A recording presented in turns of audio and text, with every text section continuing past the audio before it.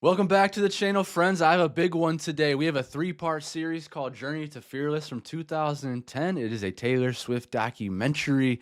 Let's jump into this. Get comfortable. Here we go. Ooh, this looks HD. That's my name. Let me get the captions on. I'm a captions kind of guy. Oh my gosh, so pretty.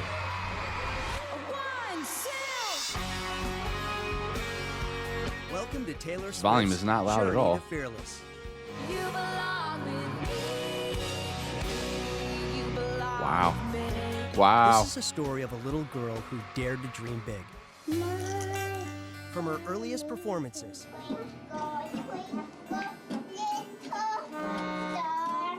and we do mean early, to her first big break. That was my first huge crowd Aww. experience. Then I was addicted. And the challenges along the way. I can imagine Went that through being periods of time addicting. where I didn't have friends. That was tough as a mom to hear the shunning. She didn't know it then, but even as a kid, Taylor Swift was fearless. Hi, I'm Taylor. I'm 11. I want a record deal. If you give me a call, that would be awesome. We'll show you everything that went into making Fearless happen and share with you the inspiration behind some of your favorite songs. It was a song about a breakup that I had to really address.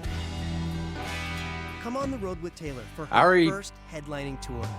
I already touched on this on my last reaction during the music videos, but yeah, going from the debut era to Fearless, like Taylor grew up right in front of our eyes. She almost looks exactly the same to this day. And I was talking about how that could be like aging comes with you know, the stresses and everything, but with such a great personality of someone knowing how to deal with things and having a good support system in their life, I imagine that helps you age gracefully as well, and you know, no wrinkles and stuff, I guess. Spend the next 3 nights backstage, Genetics. on stage, and around the world for Taylor Swift's Journey to Fearless.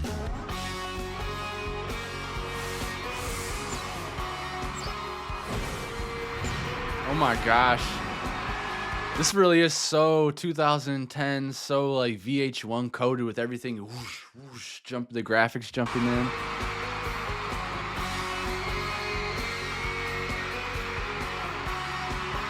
Oh my gosh, did we get a live performance too?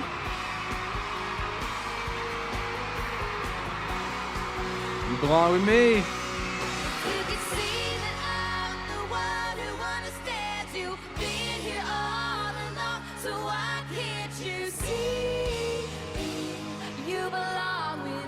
Woo!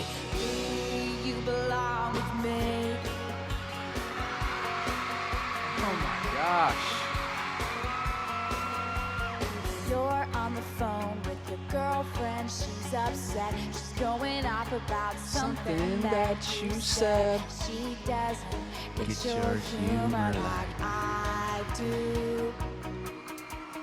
I'm in my room, it's a typical Tuesday night. I'm listening to the kind of music she doesn't like. She'll never know your story like I do. But she wears shorts. Oh my. What the hell? What smartphone was that? Let me see. That's a blast from the past. Come on, go back. Was it LG Chocolate? Oh man. What? Oh, that might be a not an iPhone. That might be is that an iPod Touch? She wears short skirts, I wear t-shirts. She's cheer captain and I'm on the bleachers. Dreaming about the day when you wake up and find that what you're Looking for has been here the whole time. If you could see that I'm the one who understands you, been here all along, so why can't you see? You belong with me. You belong with me. Man, the quality. Woohoo! Gorgeous.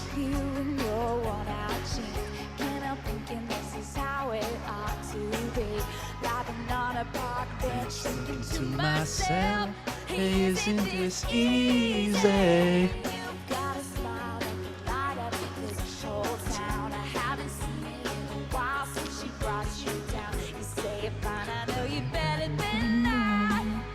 Ooh. Doing with a girl like that? She wears high Like heels, that.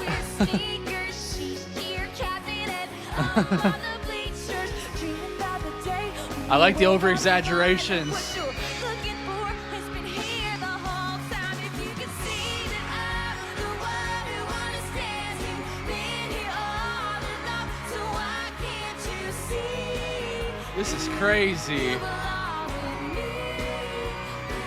This is crazy. You can see she definitely looks younger at different points.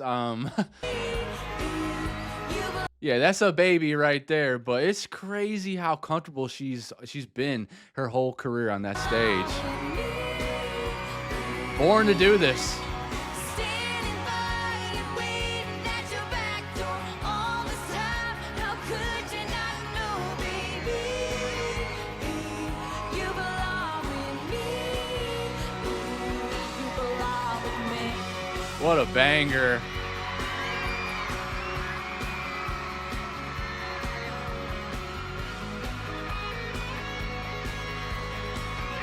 Yeah. Oh, I remember you driving to my house in the middle of Microphone's the night. on. I'm the one who makes you laugh when you know you're about to cry. I know your favorite songs and you tell me about your dreams. Think I know where you belong. Think I know it's with me.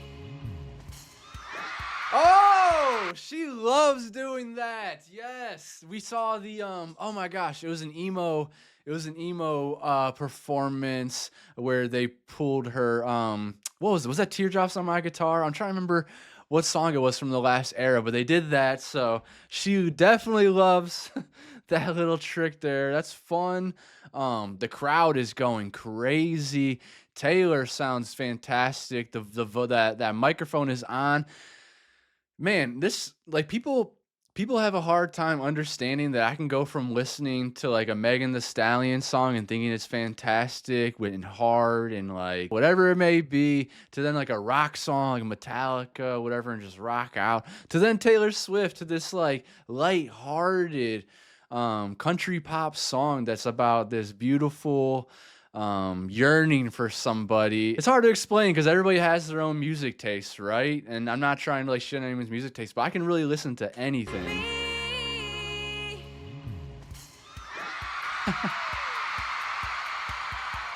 Yeah, Taylor.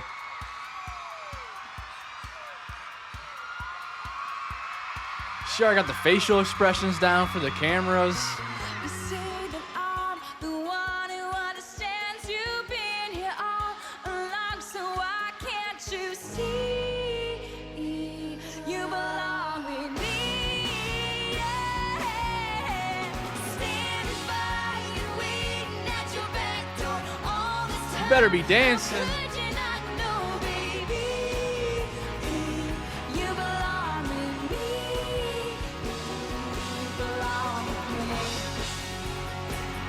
You belong with me. Have you ever thought just maybe? You belong with me. You belong with me. Yeah, baby. Come on now. I don't guess the guitarist anymore. They trick me with the hair too much now.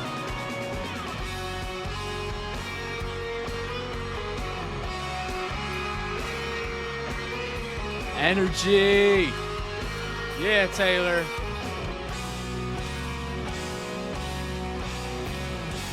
She does not half-ass it up there either. That's something I really love about her too, is like she takes this shit seriously. She does not take y'all for granted.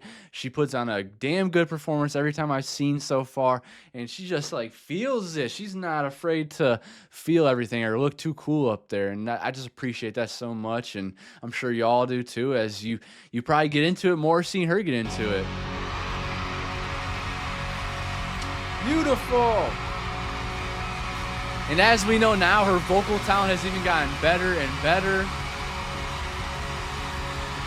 This from 15 years ago.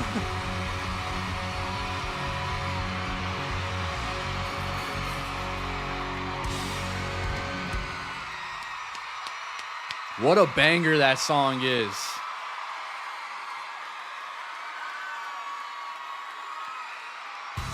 freaking good.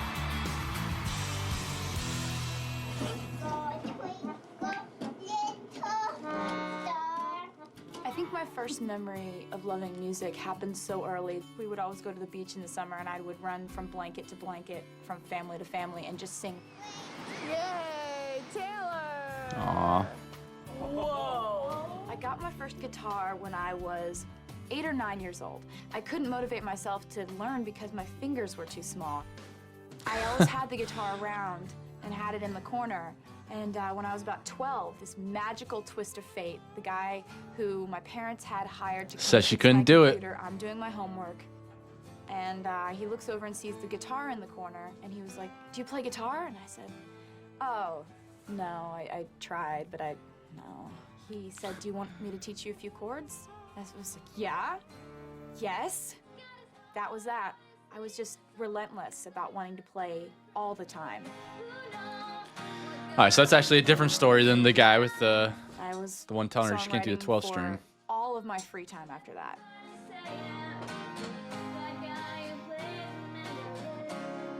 I think the first full song that I ever wrote was called Lucky You, and it was about this girl who dares to be different. At that time, that was sort of, Mama. describing herself. I got teased a lot, and I got made fun of a lot, and I, went through periods of time where I didn't have friends. Because all the other little girls were going to sleepovers and playing soccer, and Taylor wanted to sing on a stage, and that was a little bit different. Sacrifices.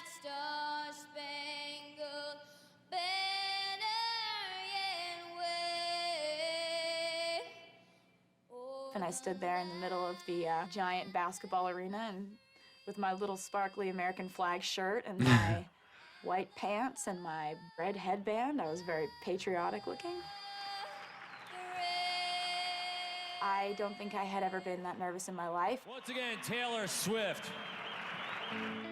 They would do a write-up in the local paper, causing a not-so-fun day for me the next day at school. My worst time of the day was when What I happened? went to go pick up Taylor at school. Kids are being and mean. I would know that things maybe hadn't been so great that day at school, and so I knew I was going to hear whatever happened. And so that was tough as a mom to hear the ostracizing that went through, literally the shunning that would take place at school, where she would sit down at a table with her lunch tray and everyone would move. As a parent, they're So interesting. It's sad, but like, why would they be doing that?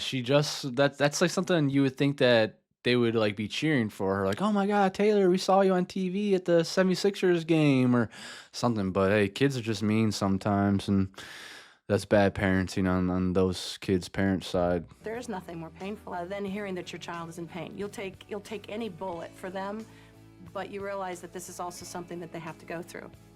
So that's when I got it in my mind that there was this magical place called Nashville where dreams come true, and Faith Hill got discovered, and I thought Faith to myself, Hill. Nashville. Well, I've got to go there. I begged my parents for, I think, a solid year. Please, can we take a trip to Nashville? Just nonstop. I want to go to Nashville, just relentlessly. It was all she talked about. So on spring break, we went to Nashville to go check it out. Nice. Everyone you meet in Nashville has the same dream, and a lot of them wanted to be exactly what I wanted to be, which was an artist and want to be on the stage in front of a lot of people. Taylor would, say, "That's Mercury Records, pull over. I need to run my demo CD." I'd get out and I'd run up to the door. "Hi, I'm Taylor. I'm 11. I want a record deal. If you could give me a call, that would be awesome." And I knew that I had to figure out some way to be different, some way to get better. I know grown men that can't even do that. Don't even have the balls or the drive to do that. And have She's more different. to offer. Music was something that was so necessary for me to be happy. I would play for hours and hours until my fingers were bleeding. She never put it down. She wouldn't put it down. We'd have to literally say to her, "All right, put the guitar down, come to dinner, then you can go right back and play." But it became Is that the same guitar that we saw in the music video for 15, by the way? It looks exactly the same. a matter of forcing her to put it down at that point. I just fell in love with it.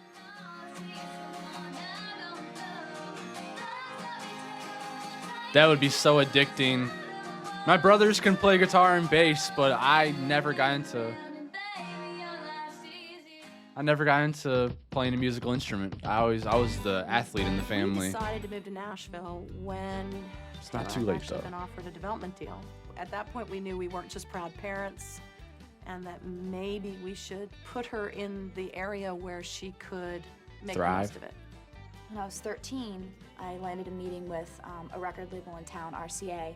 They gave me a development deal, which is basically like, we believe in you, kind of. We're gonna watch you. It's not like you're making an album now. Taylor and I would go in there sometimes once a week with new songs that she had written. They would look at us and say, well, it's getting a little closer.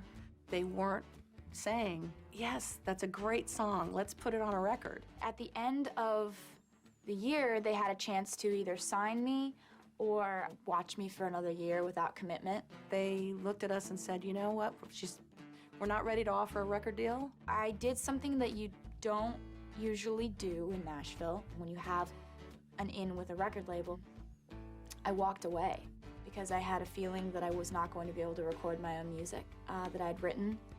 That's the tough part about record labels. You have to like have this trust in them that they do have your best interest in mind, but sometimes they don't. I keep bringing up Ray lately for some reason, but Ray is an artist that's a perfect example of how they were just constantly using her as a writer, not allowing her to get her own stuff out, and then just like kind of screwing her throughout years and years and years, and making her, that causes mental issues and stuff like that. It causes struggles, and I'm glad to see that she's thriving and everything now. But for, again, Taylor to have that foresight and see that they're kind of taking their time, they're kind of not really even developing her, just sitting on her, that would be pretty annoying. Because I had a feeling that I was not going to be able to record my own music that I'd written.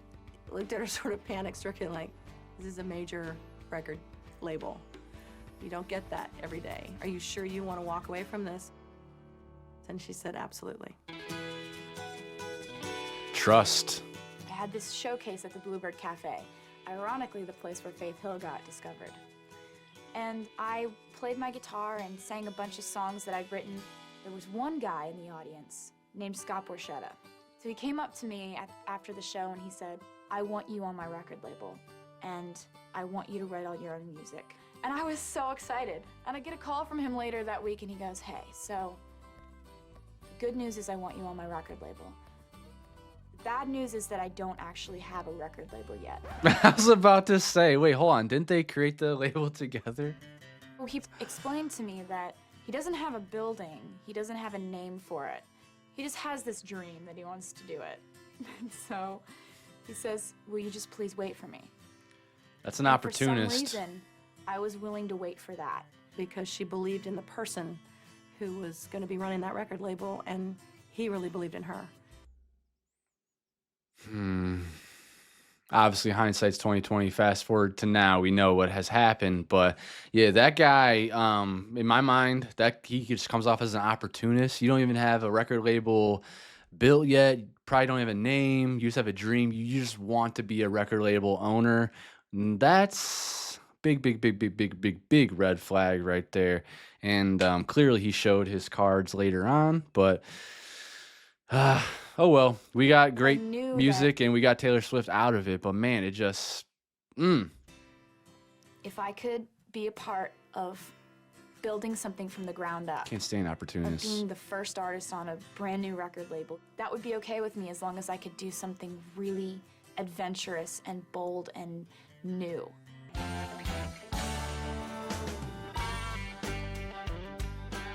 So I signed my record deal with Scott Borchetta, and I was making an album full of songs that I had written by myself. This little red thing, this red guy is the best windscreen you got, so they won't hear that. It's awesome. There was no inclination that this was gonna work out, but we really believed in it. Putting out my first single Can understand was that. just such a cool experience because I just didn't know what was gonna happen. I remember putting the physical CD singles into envelopes to mail out to radio with my mom. I got to go on radio tour. And you hear tour, you think tour bus? No, rental car, Taurus, me, in the back seat. Hi, baby. How's it going? How are you? I'm doing wonderful. I brought you cookies. Sure did. Look at that. Going from radio station to radio station to radio station, and every time I would go into a new radio station, I would play in the conference room for a couple of DJs, and I would like beg them to put me on the air, and it worked. My album sold 39,000 in the first week, and then over time it started to sell like this. Then something really crazy started to happen. I was opening up for every single country headliner imaginable.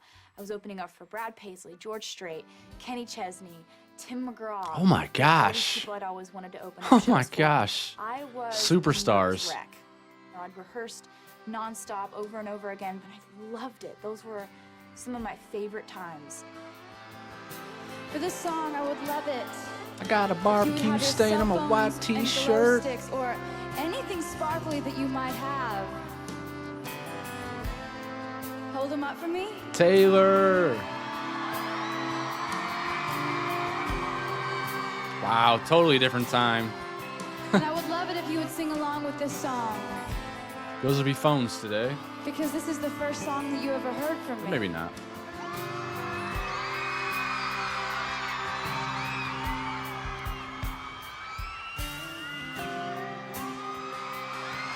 That's wow.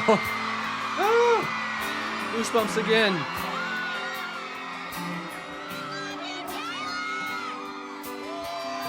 You said the way my blue eyes shined, but those Georgia stars to shine that night. I said that's a lie. Just a boy in a Chevy truck that had a tendency of getting stuck back roads at night, and I was right there beside him. Sounds great. All summer long. And then the time we woke up to find out summer gone. But when you think Tim McGraw, Oh, I hope you think my favorite song. When we dance to all night long, moon like a spotlight on the bed. When you think happiness, I hope you think that little black dress. Think of my head on your chest and my old faded blue jeans. When you think Tim McGraw, I hope you think of me. September soft like 13. holy crap. Thanking God that you Sold were out. here to see me like that. But in a box beneath my bed is a letter that you never read 3 summers back. It's hard not to find it all a little bittersweet. And looking back on all of that, it's nice to believe when you think Tim McGraw. That twang, baby. Hope you think my favorite song, the one we dance to all night long. The moon like a spotlight on the bed. When you think happiness. She sounds so damn good live, man. I know she sounds better now today. I know her voice has gotten even better, but I just love the innocence. I love the character of the older eras, the younger eras. Like, this is a lot of fun. It's so lighthearted. I hope you think that little black dress. Think of my Sounds just like the studio version, though. chest and my Well, not just like, old but- faded blue jeans. When you think Tim McGraw, I hope you think of me. Very clear.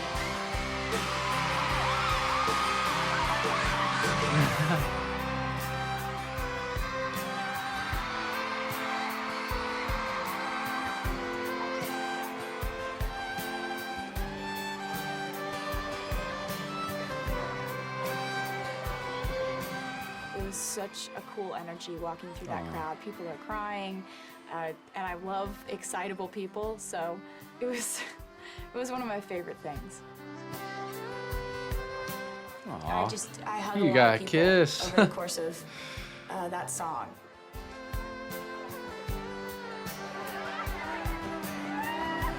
This kind of stuff always makes me want to cry. It's so nice.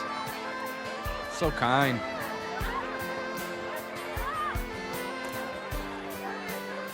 I show a lot of extra love to the little kids that I know are there for their first concert. Those are real hugs. She's getting in there.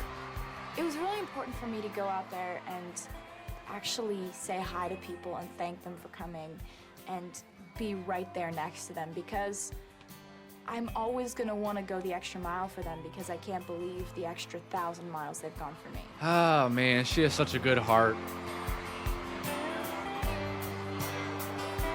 That's so kind. And thoughtful. Guarantee those people talk about this to this day, that they got to hug Taylor Swift. Guarantee it.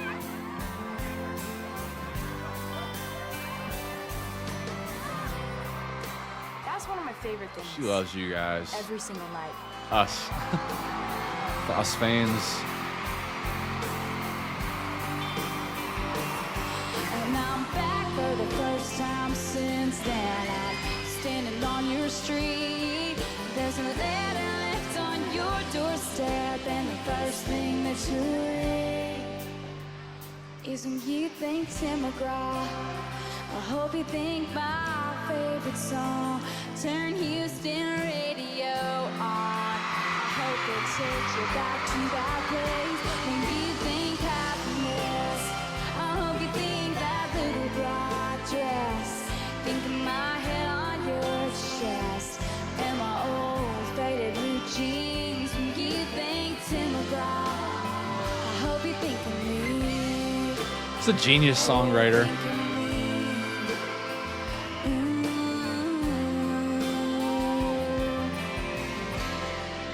I think especially now people are so distracted by just everything having to be big notes or everything being about streaming numbers and stuff like that. But songwriting matters, connection matters, and Taylor Swift is a master at both. You said the way my blue eyes shine, but those Georgia stars to shine that night. I said that's a lie.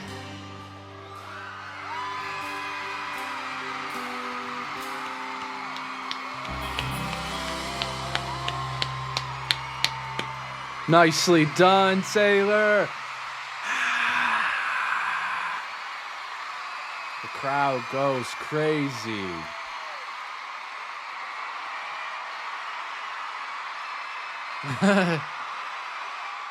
Gotta take the in-ears out and hear that. Man.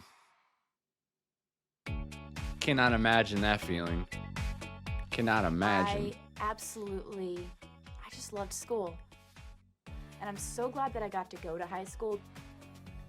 All the kids were so nice. I wasn't weird for the first time. They didn't really think much of it, that I wanted to be a singer. Totally different On the first area. day of Nashville, Tennessee, well, yeah, Nashville area. Tennessee in general is, my brothers live down there, and I'm not gonna be judgmental, never mind. But compared to like a small town or wherever, having singing dreams, probably dressing differently is totally different than going to like a Nashville, an LA, an Austin, an Atlanta, where you can be in New York City, where you can be yourself pretty much all the time, because there's a lot more people there. There's a lot more people chasing their dreams there. They're not all small town minded, like thinking about shitting on this person or hating on this person for what they're doing. Like everyone's just kind of minding their business and chasing their dreams, and that's why that is that way in those high schools compared to like, you know, a high school in a small town in Ohio or Pennsylvania. 9th grade, walking into high school. First class that I went to, I sat next to this girl. She Abigail. had red hair, and we became friends immediately. Just because I think we were the most cynical people in English class. We just Interesting. kind of understood each other, and we were bitter about the same things. We were happy about the same things. We had the same goals, and we really hit it off. She became the person that I would play all my songs for after I'd written them. I truly, truly appreciate those moments. And when she wants to play something new for me, that's my favorite time to witness her doing what she loves, is when she's just raw. I would go over to her house, and we'd sit in her room and I'd play it for her. She was like a huge cheerleader. I'll compliment her to no end and she acts just so shocked. She'll just look at me and be like, really? Thank you so much. She's just so grateful.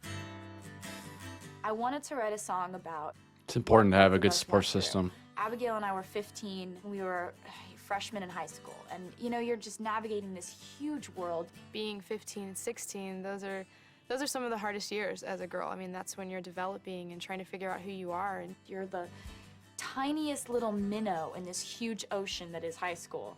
And you learn lessons, you learn a lot of them the hard way.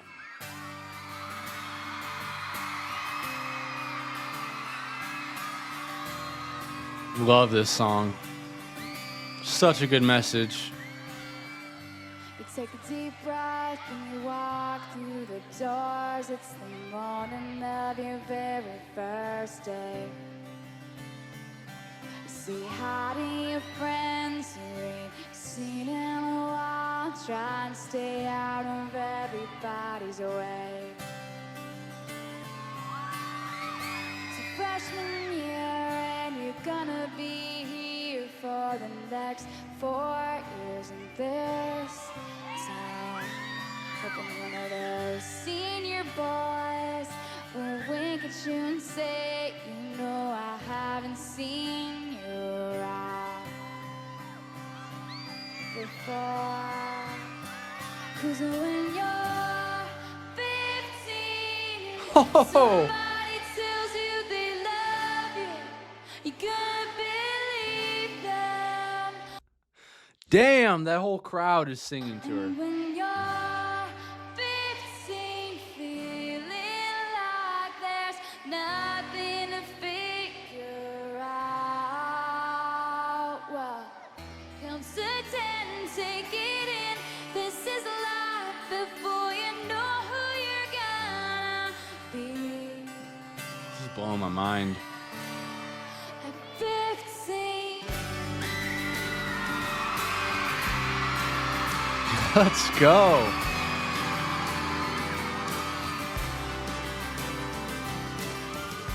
We sit in class next to a redhead named Abigail. Soon enough, your best friends. Aww. Laughing at the other girls who think they're so cool. We'll be out of here as soon as we can. I remember when I played Abigail the song for the first time, it was just a guitar vocal. She was just blown away.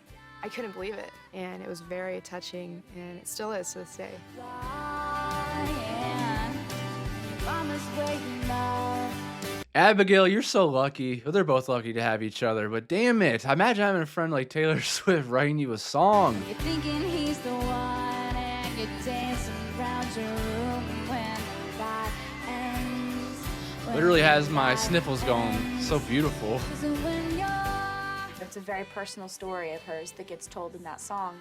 It's really raw and real. Everybody asks me, does that make you uncomfortable? And not in the least, because looking around in the audience and seeing people relating to the song, that's all I ask for. Makes your head spin around. Well, in your life, you'll do things greater than dating the boy on the football team. I didn't know it at 15.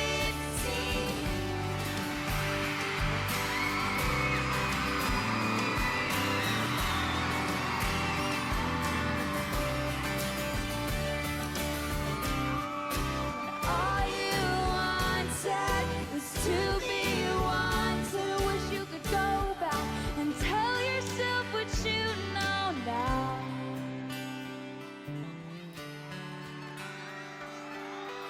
Back then I swore I was gonna marry him someday. She sounds but I perfect. realized some bigger dreams of mine. That's what I keep trying to say. Like, she sounds perfect live. Abigail gave everything she had to a boy who changed his mind. And we both I'm honored that she would want to talk about me and something that I've experienced, and what better than to put it in a song and share with millions of people.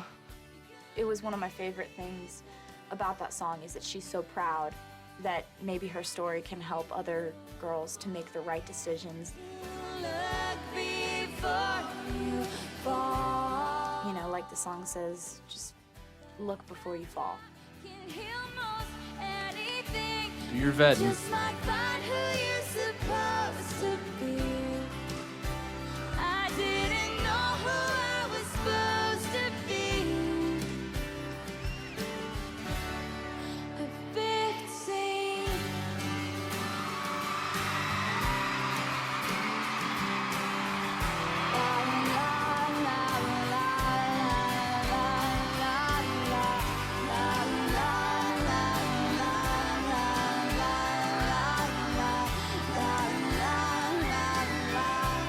The very first day,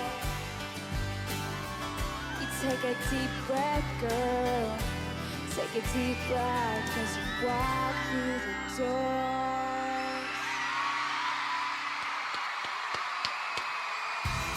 She sounds perfect on her live performances. Like that, that sounded just like the studio. A lot of the songs on my first record have little hints of high school inspiration.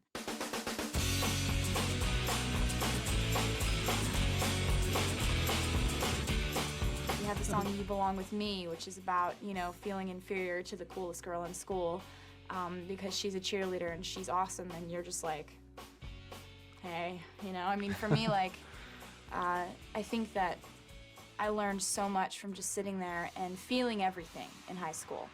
And Teardrops on My Guitar, which is a complete confessional that you're in love with someone. Once upon a time, there was this guy. And I was like, talking about this guy in school, and let's just write the name into the song. Drew. And this guy used to sit next to me in class. I started naming people in my songs when I started to, you know, have bigger crushes on people. I was like, you need to walk up to him right now and let him know how you feel, who you are. Okay, confession. I had the biggest crush on this guy. And, well, he didn't even know I existed. Fumbled Taylor Swift. Drew, you lost. Oh, wow, the guy at the top. But every day, just like clockwork, Uh-oh. this guy would come into class.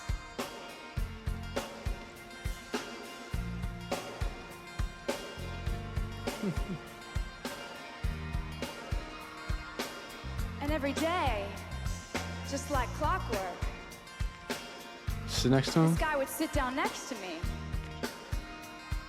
And sometimes, he would even talk to me.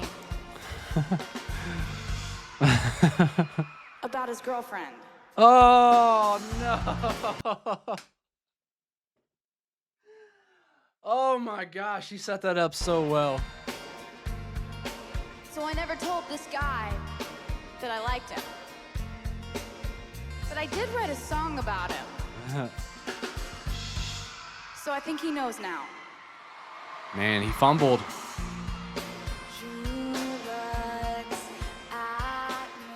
With Drew, everybody knew who that one was about. He won't see that I want Everyone knew.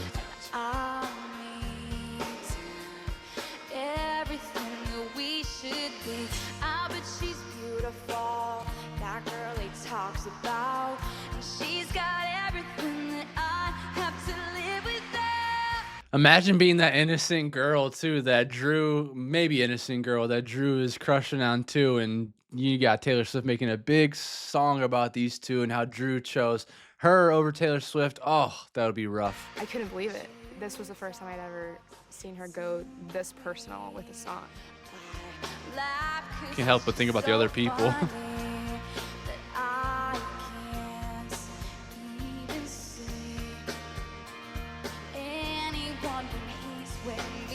He says he's so in love. He's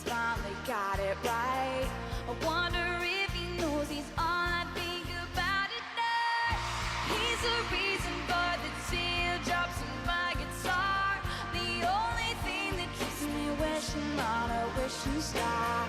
He's the sun and the God I keep singing, don't know why I do. Where you going, Drew? Walks by me.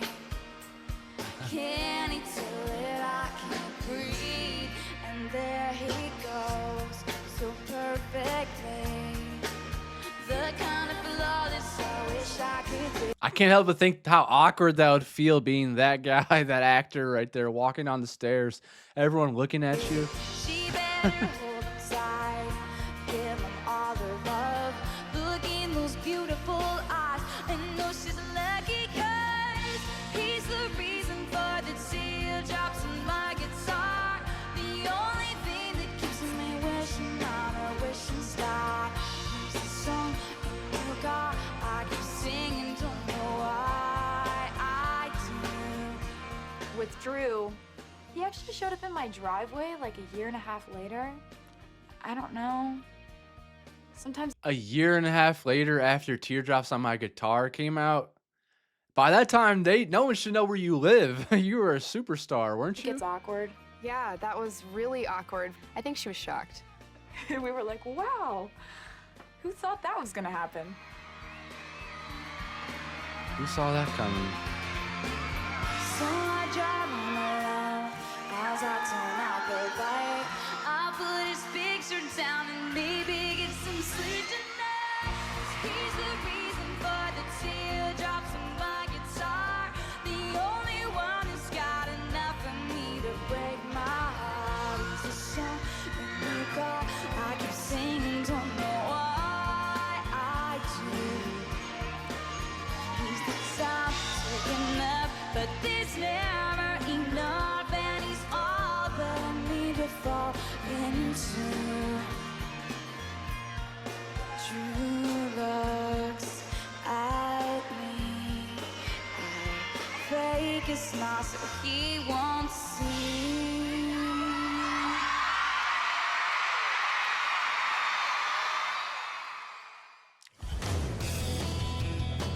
We had CMA rehearsals earlier today, and now I'm getting on a plane to go to New York for one night and then to all of tomorrow. When you are releasing a new album, you just go nuts with your schedule. You just go crazy. Craziest week of my life.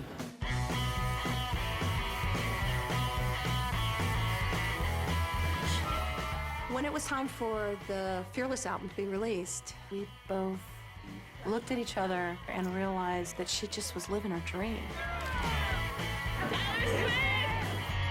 Oh my God. That's a reminder right there to just like stop what you're doing, sit with yourself and like realize, am I living the dream? Am I living the life I'm supposed to be living right now? Because sometimes we just keep living, we just keep going, we keep going, we keep pushing, we keep grinding.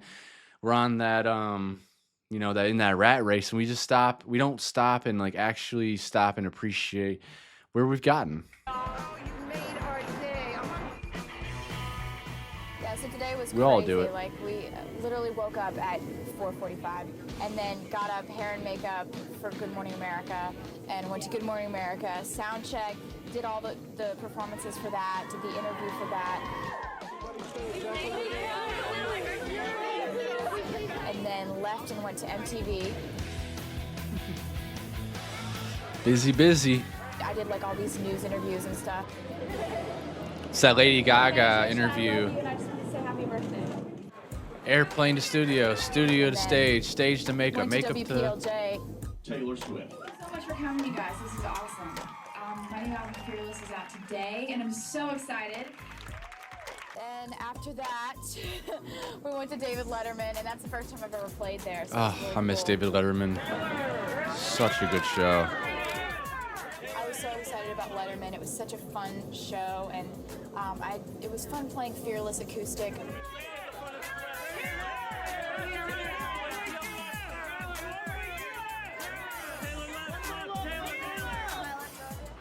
Now I am on a plane, and I'm about to go home, and I'm gonna go buy my CD.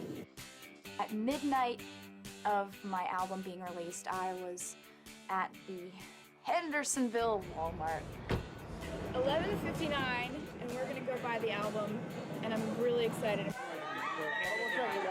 And there were a bunch of people there, and we all just were so excited. Thank you so much. Thank you for coming. Thank you so much. And they were all buying the album, and I was buying the album. We worked really hard on this. Yep. Good job. And it's real. It's crazy to think that, you know, I have a CD out in all these stores, and that a bunch of people would show up and buy the album with me. It was a really fun experience. I won't forget it. But I love you so much. Thank you for being here, for me buying my second CD.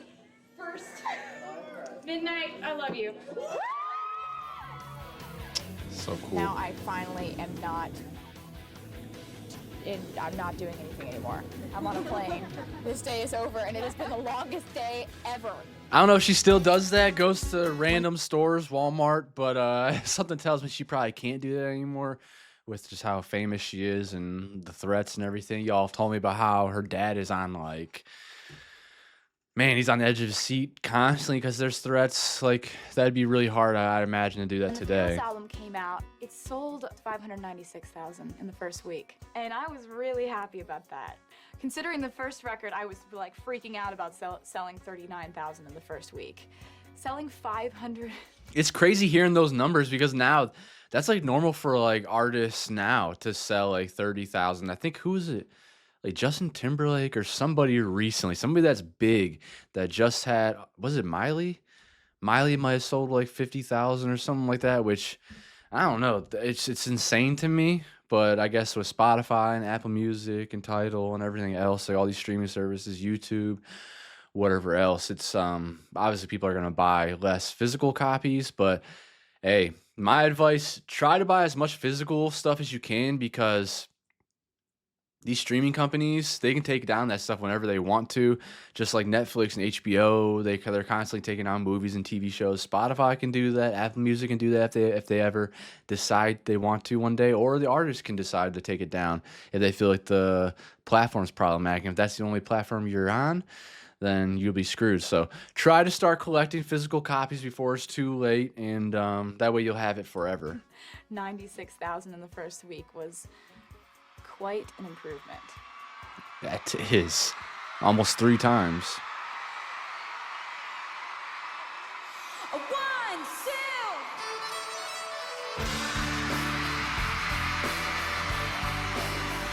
I was riding shotgun in the front seat. Our song, yeah. I was riding shotgun with my hair undone in the front seat of his car. He's got a one-hand feel on the steering wheel, the other on my heart. I look around, turn the radio down. He says, "Baby, is something wrong?" I say nothing. I was just thinking how we don't have a song. And he says, "Our song is a slamming screen door. All alone and talk real slow." Mess those lyrics up. Oh my gosh, look at those phones.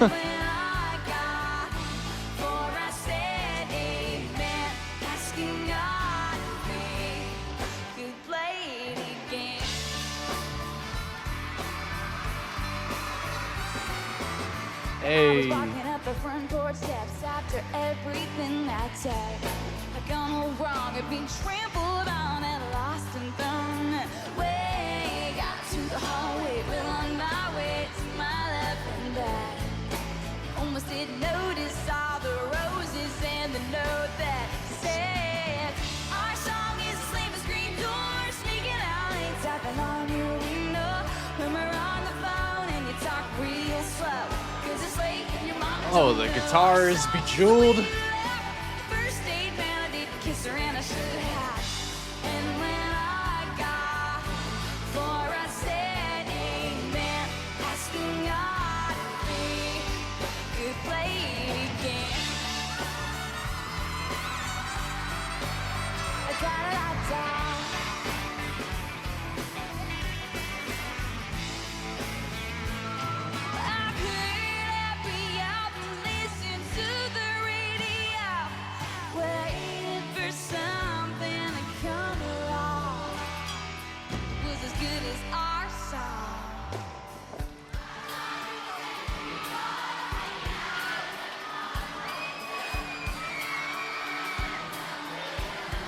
Hey.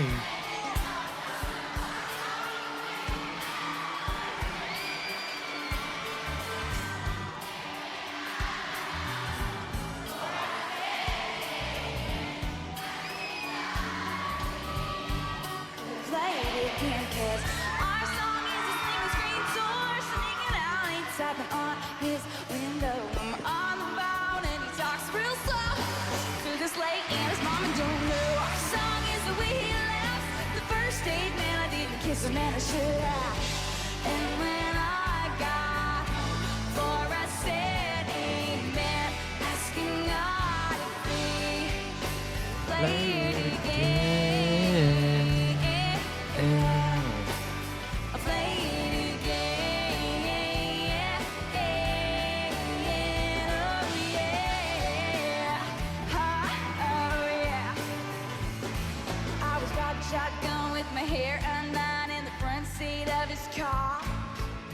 I got the pen and an old Ska. and I wrote down our song.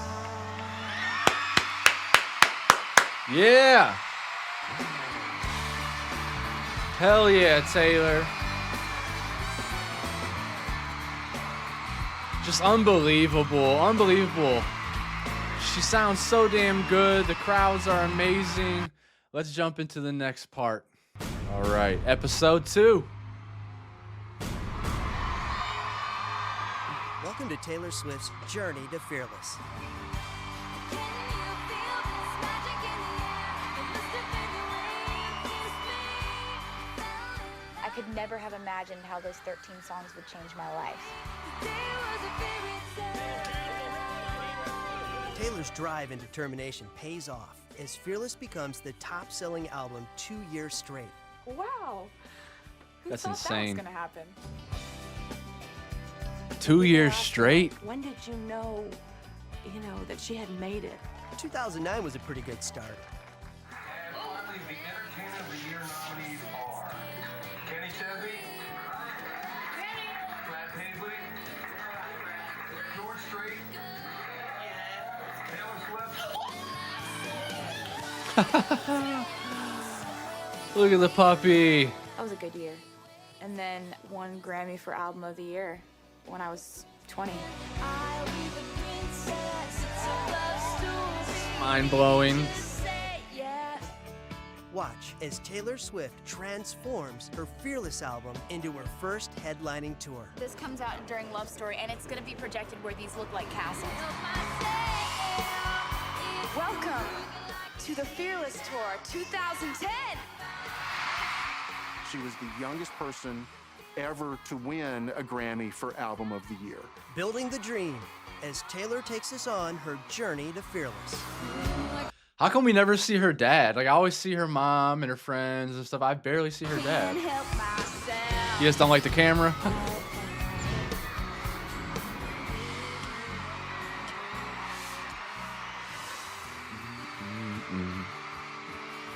What we starting with?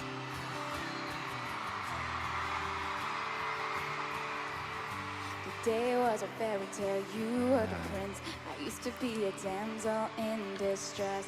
Is this the one you guys said was from the movie Valentine's Day? I do remember seeing that movie a long time ago. I don't really remember anything from it. I do kind of remember now that she was in it, but like for like a second, right? Not like a big role. Took me by the hand, then you picked me up at 6. The day was a fairy I feel like her character was goofy, if I don't remember right.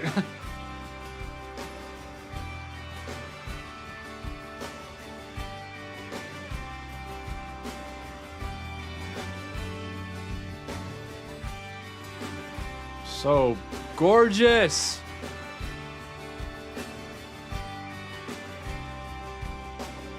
Bedazzled guitar. Today was a fairy tale. I wore a dress. You wore a dark gray t-shirt. You told me I was pretty when I looked like a mess. Today was a fairy tale. You're always pretty. Time slows down whenever you're around.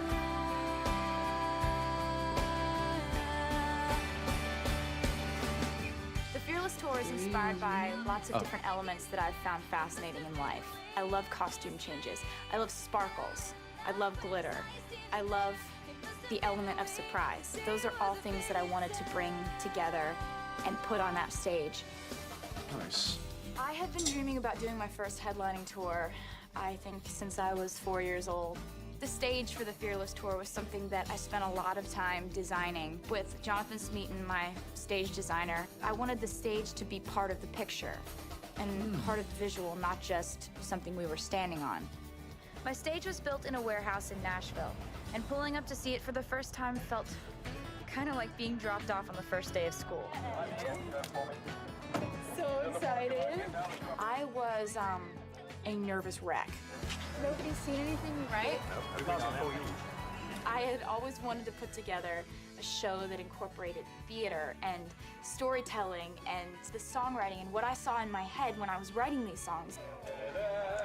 We're blessed with Taylor Swift. I have like butterflies in my stomach. We did the best we could. Okay, that's yeah, that's fine. Yeah, that's like what it's fine. It's good. It's not a big deal, you know. I walked in and saw it. What? That's huge. Are you even This serious? is giant. And it was glorious. That's what it means. That is so rocking. That's Taylor first laid eyes badass. on that stage for the first time. It was like opening a present Christmas morning, the biggest present she's ever had. You don't think about that often. Like, there's other aspects of their career besides just writing the songs, producing the songs. Like, seeing their stage unveiled for the first time, that's gotta be amazing. Crazy feeling. Like you're in an amusement park now, kinda. Yeah. You did? You want to go up? Yeah. Do you guys want to do the loop? It was this pristine, sparkling white stage with It's like a playground. staircases and all these different shapes, and you could project different visuals onto the stage. This comes out during Love Story, and it's going to be projected where these look like castles. Right? And so we've been able to Can't imagine turn the this price. whole thing into a story. Yeah, I like it. Me too. All right, this is good. Happy? Yes. I don't think that I ever expected I would be on a big stage like this when I started out. This is pretty giant. I could fall off of this and die, which is awesome. She's living on the edge. Man. It's wild.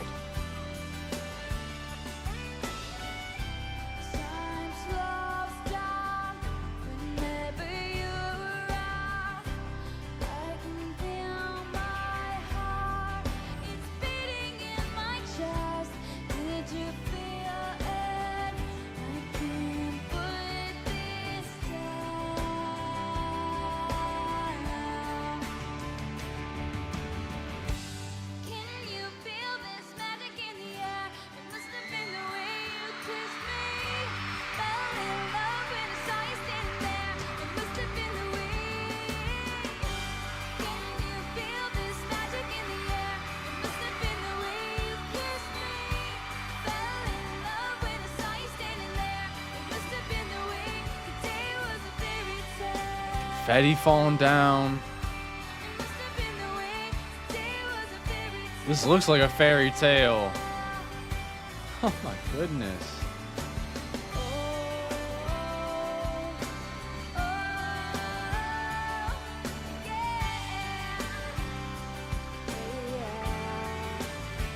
I really love that song. I saved that one off the album. I really like that one. Man, And now, that was nuts. I would like to take you back in time.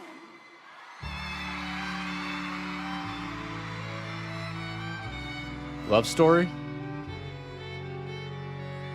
Oh wait, do I?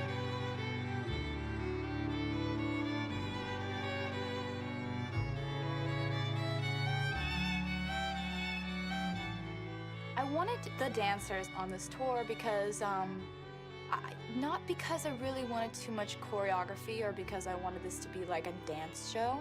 I wanted this to be a show where I could tell a story using other people.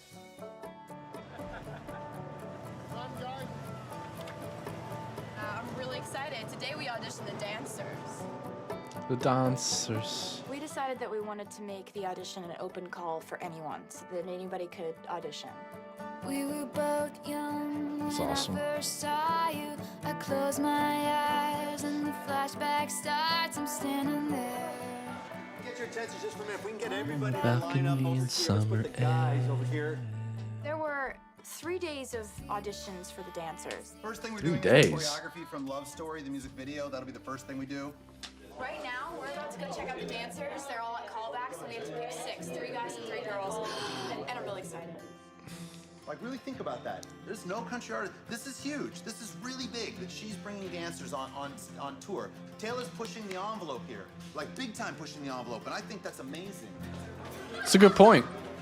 It's a really good point. We're going to check across from each other, touching each other's wrists. Yeah? Walk, walk, triple step, walk, triple step throughout this whole dance.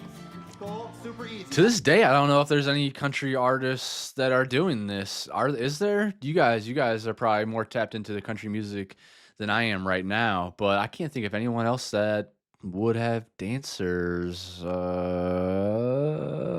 That's the timing. Quick, quick, slow. Quick, quick, slow. Quick, quick, slow. Hey! I'm Taylor. Nice to meet you. Come on, for you. So why don't we go ahead and just get started? So we'll get everybody back there. Ready, and. Take me somewhere we can be alone. I'll be waiting. All there's left to do is run. You'll be the prince and I'll be the princess. It's a love story, baby. Just say yes. 123 and 27. Cool. Everybody else, step to that side. Auditioning the dancers, we all just kind of had a vibe about a few of them right off the bat. We are about to bring the dancers in, and they know that they've got the job. They just think they're going to get another call back. So we're going to just kind of welcome them onto the tour for the summer. I'm excited. I just wanted to say This would be so cool. thank you so much for coming. We cannot Oh, making their dreams come true.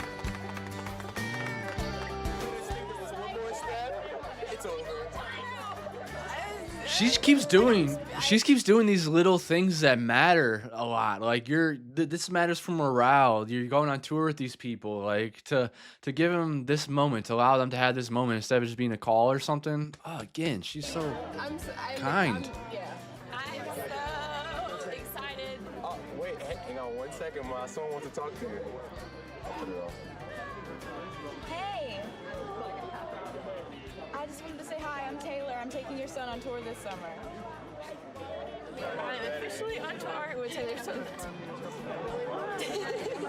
I will see you guys on the road. That's awesome. I love seeing people achieve their dreams For rehearsals to begin. and gain confidence. Rehearsing for the Fearless tour took about a month. Rehearsal is really important because you're working on blocking, wardrobe, audio. It's kind of like tour boot camp. When I went like that, like Blocking, I believe, is for the camera. white confetti from the ceiling, like the treatment to this song is like I'm marrying the wrong guy. You guys want to do this? During rehearsal, you really get a chance to iron out all the kinks. Like, for example, the smoke machine. Sort of Yeah. like volcanic eruption. Oh my gosh. And I messed up the piano in a gorgeous, heinous way. So, there's nothing better than watching hard work pay off.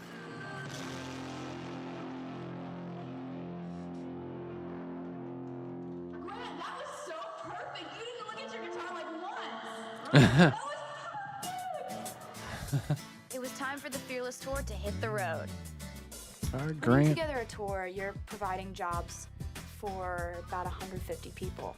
You've got those people touring with you, setting up catering, driving trucks, driving buses, the band, the dancers, the crew, everybody who builds that stage, puts it together, the carpenters, wardrobe. Yep. You have people in the production office, people who work with the promotions company. It's a big contraption. Big machine. pun intended.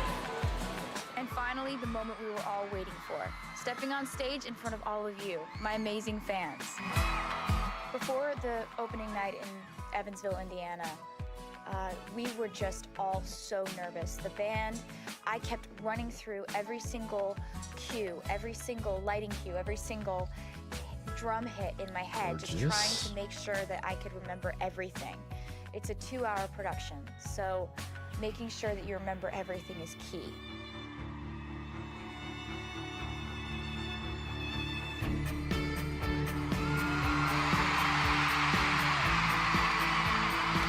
I like how the guitars sound different than the recording.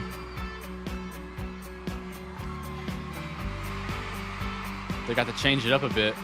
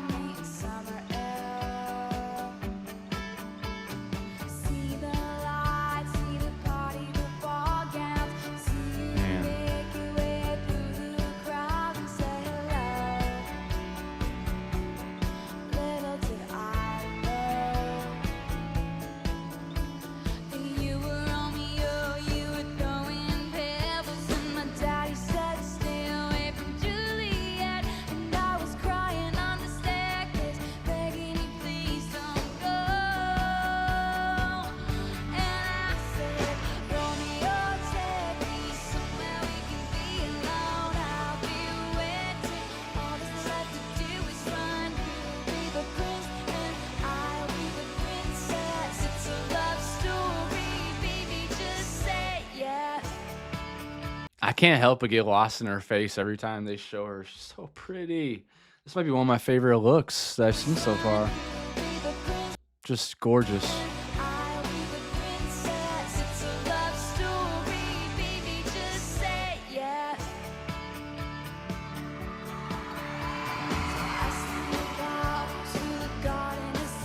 Let's go, dancers.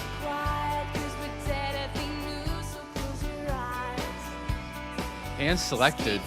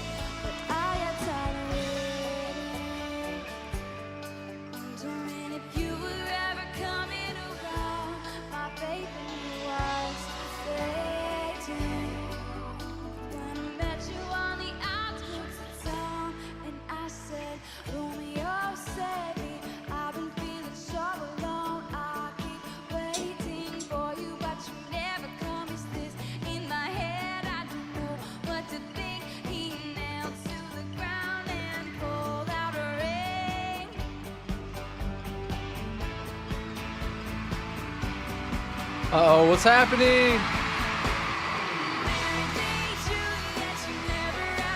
Oh.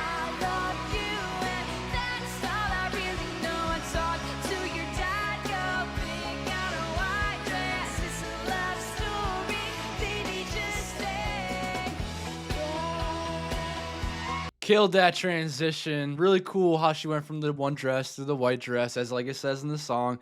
Again, she gets points for paralleling the music with the performances with the music videos. I appreciate that, Taylor Swift.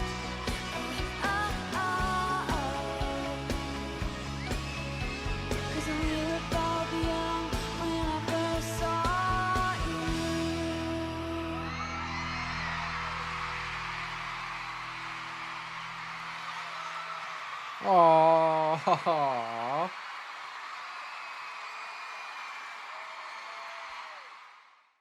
Such a kind Every night person. we do a cross-arena trek. And I wish that I had some sort of counter on my feet that could tell me how many miles we have walked, all for the purpose of surprising the audience and me popping up in the back of the arena.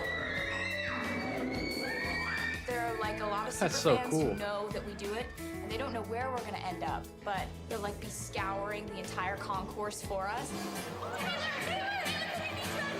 We make the walk every night through the back tunnels and passageways of the arena, up elevators, up staircases, into suites. We hide in snack bars, and it's really funny because like a lot of times there will be like a group of people waiting for us. We kind of bring the show right there to them, like 6 inches from them. So it's really a fun moment. Again, always thinking about us, always thinking about engagement and connection.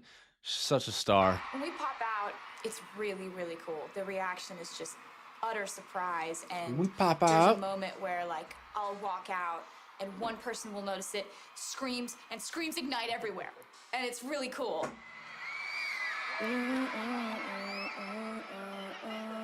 Hey, Steven.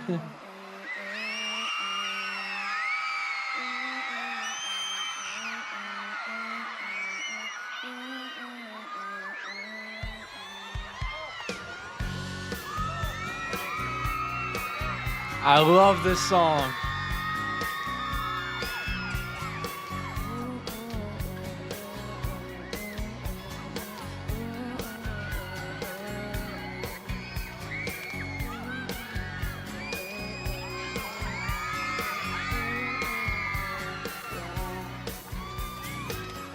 Hey Steven, I know looks can be deceiving, but I know I saw a lot of you.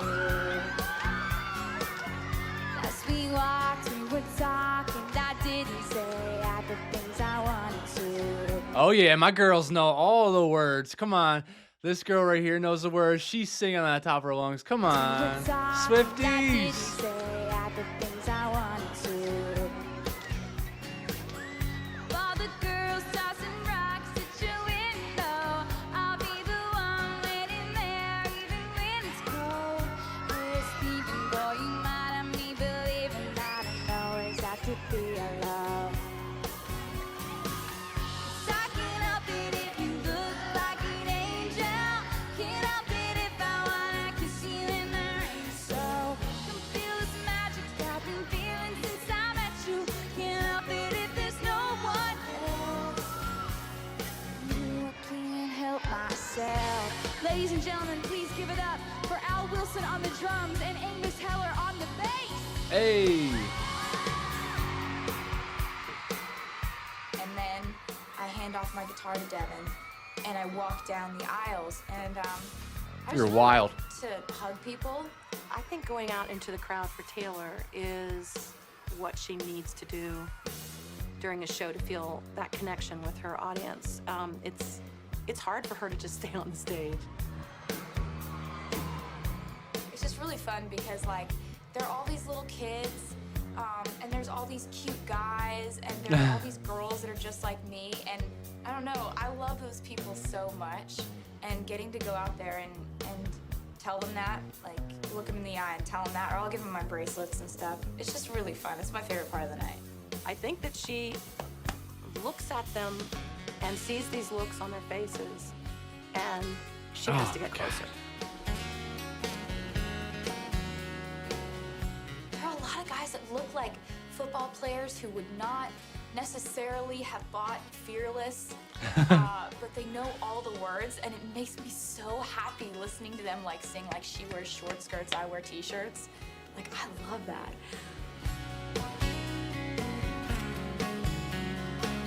Aww. There's a B stage at the end of the arena.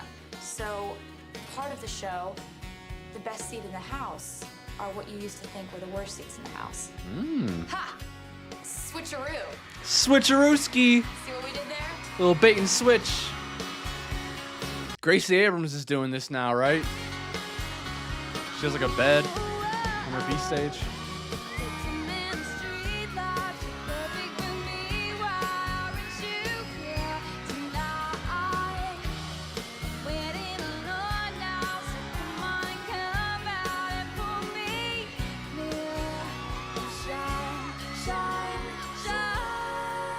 She never shows like an overwhelming look on her face either. Like she's always present in there.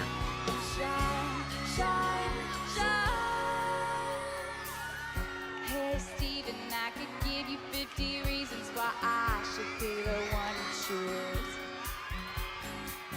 For all those other girls, well, they're beautiful, but would they write a song for you? I can't help it if you look like an angel. Can't help it if I wanna kiss you in the rain. So to feel this magic I've been feeling since I met you. Can't help it if there's no one else. Ooh, I can't help myself. If you look like an angel, can't help it if I wanna kiss you in the rain. So She's got to be an alien. How is she that comfortable up there? You're an alien, Taylor.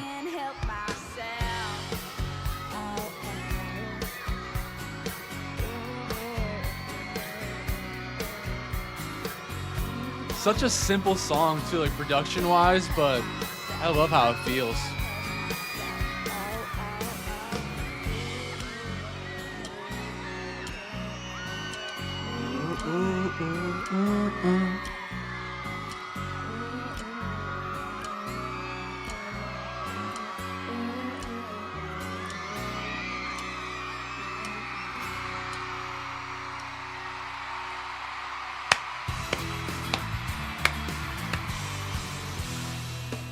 When I was making my way to the back of the arena, I wanted there to be something for the crowd to watch so that they wouldn't be just like sitting there in silence. I wanted there to be some sort of funny little Like a video. distraction. Tonight, we examine a crime unlike any I've seen in my entire career. And so we created this video called Crimes of Passion that's a crime show, a spoof crime show, about all of the guys I've written songs about complaining about how their lives have been changed by me writing songs about them. I walk down the street, I hear people say, Drew walks by me. I try to start up a conversation with someone. Drew talks to me. The actual actor from the music video. Were actually the actual guys who inspired the songs. Well, yeah, you know, people forget that I was actually the very first victim of a Taylor Swift song. Now, everywhere I go, it's like everybody knows my name. Man, he loved that shirt back then and that hat. It's sort of like I've been plucked from obscurity. Oh, Timmy. And I was really proud of that piece. Happy birthday, Taylor. Thank you. It's a toaster. Yeah. Look, there's something I've never asked you before. What's that? How do you spell Neil? Is it with an A or with an I? It's N-E-A-L. Great. Oh You know what's my really gosh. cool? What? How many words rhyme with Neil?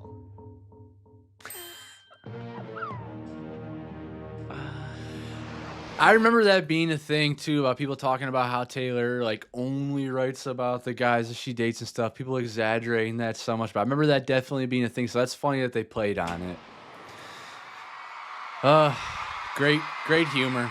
Every night the crowd gives me so much, and I wanted to give them something back. It'd be so easy to be stuck up as Taylor, so popular, but This tour was down to earth. put together because of what the fans have done for me in the last couple of years. I love you, Taylor. You're the best. And so I wanted a lot of the fun things that we did and new concepts that we came up with to benefit those fans. And one of my favorite things about this tour is that we had a reward for the craziest fans. If they were just insane and crazy and had like costumes on and signs, and if they were just having a great time and dancing and like freaking out throughout the entire show, it's a possibility that they could get randomly picked for the tea party. The tea party. The tea It looks like some kind of private event with her. party is the gorgeous Moroccan tent, magical, enchanted looking living room that we have backstage. I'm just so in love with you, Houston. During the show, we would have a team of people that would go out there and look for the most over-the-top Taylor fans, and then tell them that they're coming to the tea party after the show to meet Taylor. And that is usually when you hear shrieks in the audience. If you ever hear that high-pitched scream when you're at a Fearless concert, most likely somebody has just gotten tea party passes.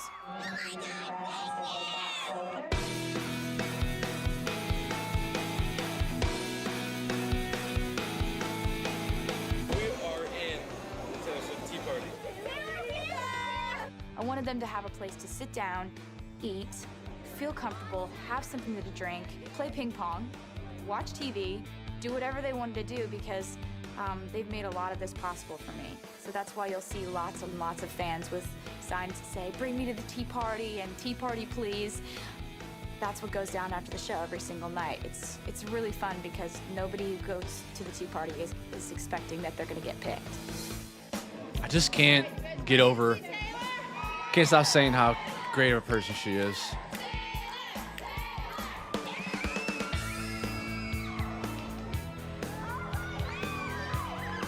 Aww. I can't believe she's like right there. I need a Junior Jules shirt. We need to make one.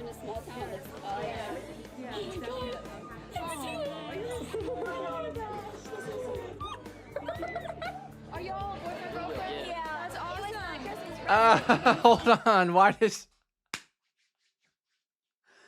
did his face change so fast when she asked him if they're boyfriend and girlfriend? He said yes, and it just looked like he just like regretted that Taylor's not his girlfriend. I don't know. Maybe it's just like coincidence, but that just looked way too funny. Are y'all boyfriend, girlfriend? Yeah, that's awesome. Okay, I think I'm being goofy. I've been waiting 4 months. Oh my god. No? Hey, you guys. The way he was looking at her, though, I think I might have been right. The tea party is a way for me to get to meet people after the show who I fell in love with during the concert, who I just felt so grateful to have on my side. The tea party room gives me an opportunity to say that to them and to give them a hug, and it really feels cool that we've done that every single night.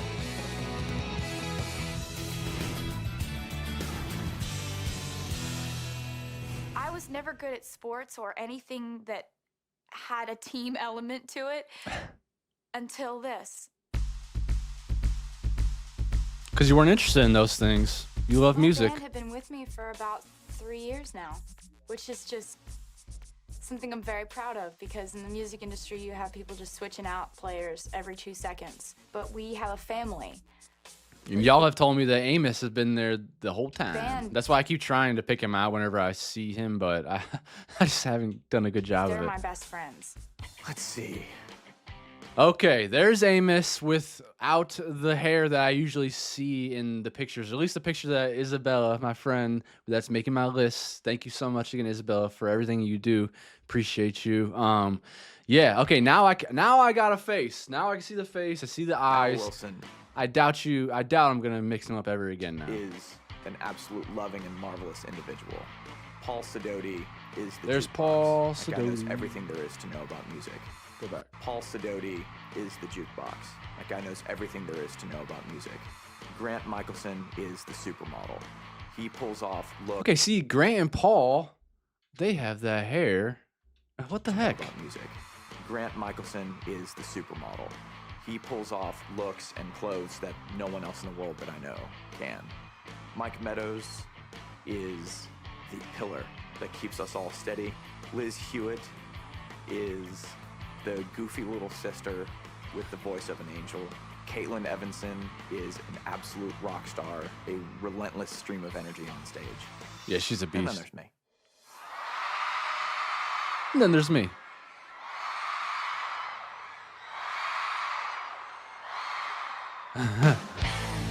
I'm pretty cool. Yes, you are, Amos. This is a group of people who All right, now I got I'm his gonna know face for the down. rest of my life. And I want to know their kids, and I want to go to their weddings, and to see them live their lives for the past 3 or 4 years that I've known them has just been unbelievable. I couldn't live without them. They're my favorite people in the world.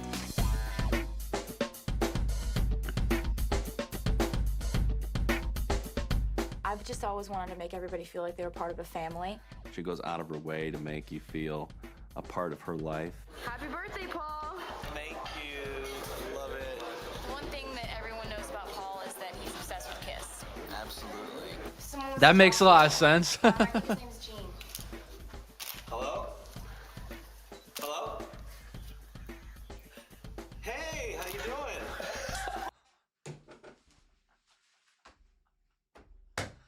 Oh my gosh, Taylor. You're so powerful. What a beast. How's she about to get Gene Simmons right up on the phone like that? Think however you want to think about Gene Simmons now, but Kiss is a legendary band. Paul, that makes sense that he is a big Kiss fan with the hair and the looks and everything. Oh my gosh. The lead man of Kiss, Gene Simmons, and Taylor just got him right up on the phone. Hey, how you doing? Oh my God. We're a pretty cohesive unit, and it's inspiring to be around and to be on stage with. There's no nerves, you know. It's a family, you know. It's a great place to be, and I'm more nervous walking around during the day than I am right before I go on stage with them. I had no idea that I was going to become part of such a wonderful, loving family. It creates this band of a bunch of different people, but we're all unique in a special way. And that's, you know, we're all best friends. It's a family. And that's what the magic is that you feel when we're up on stage every night. She loves her fans. She loves her best friends. We're our family. And well, I think she kind of sums up love in her life by this. They all know that I love doing this, and I do this in a lot of pictures, and I do this on stage. For tonight's show, I would love to hear from We pick someone to give a speech before we go on stage. And then afterward, we put our hands in and we say, now let's go out there and be fearless. Let's go out there and be. Sharing this experience with them, unforgettable.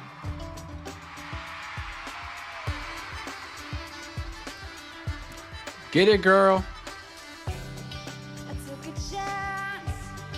I took a shot. Amos. And you might think I'm bulletproof, but I'm not. I took a swing. I took it hard. And down here from the ground, I see who you are. Sick inside of your attitude, feeling like I don't know you. Tell me that you love me, then cut me down. And I need you like a heartbeat, but you know you got a mean streak. Makes me run for cover when you're around. Here's to you and your timber. Yes, I remember what you said last night. And I know that you see what you're doing to me. Tell me why. Yeah, I love how she performs like that. Rent is due every night. You could write a book on how to ruin someone's perfect day. Well, I get so confused and frustrated. Forget what I'm trying to say. She's strutting on that stage. Sick inside of your reasons. I kinda want to believe it. Tell me that you want me, then push me around. And I need you like a heartbeat, but you know you got a mean streak. Makes me run for cover when you're around. Here's to you and your temper. Yes, I remember what you said last night. And I know that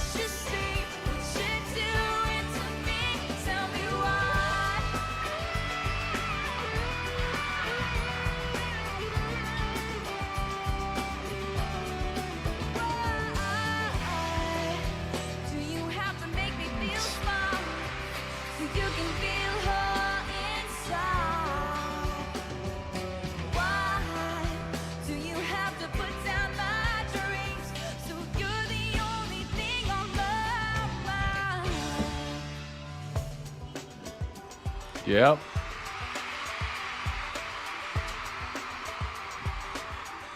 Wow.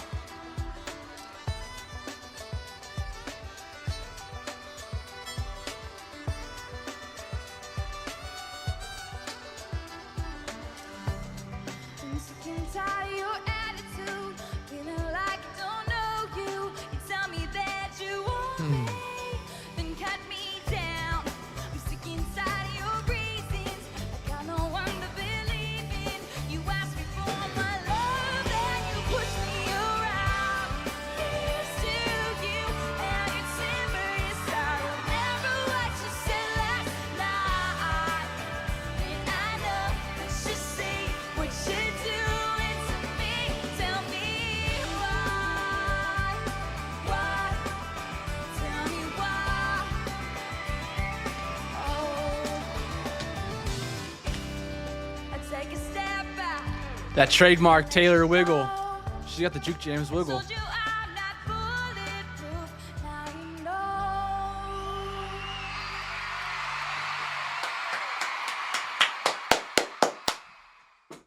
Fantastic, You Taylor. look beautiful today. I love they Miss gave Taylor. some love to the band. You're very welcome.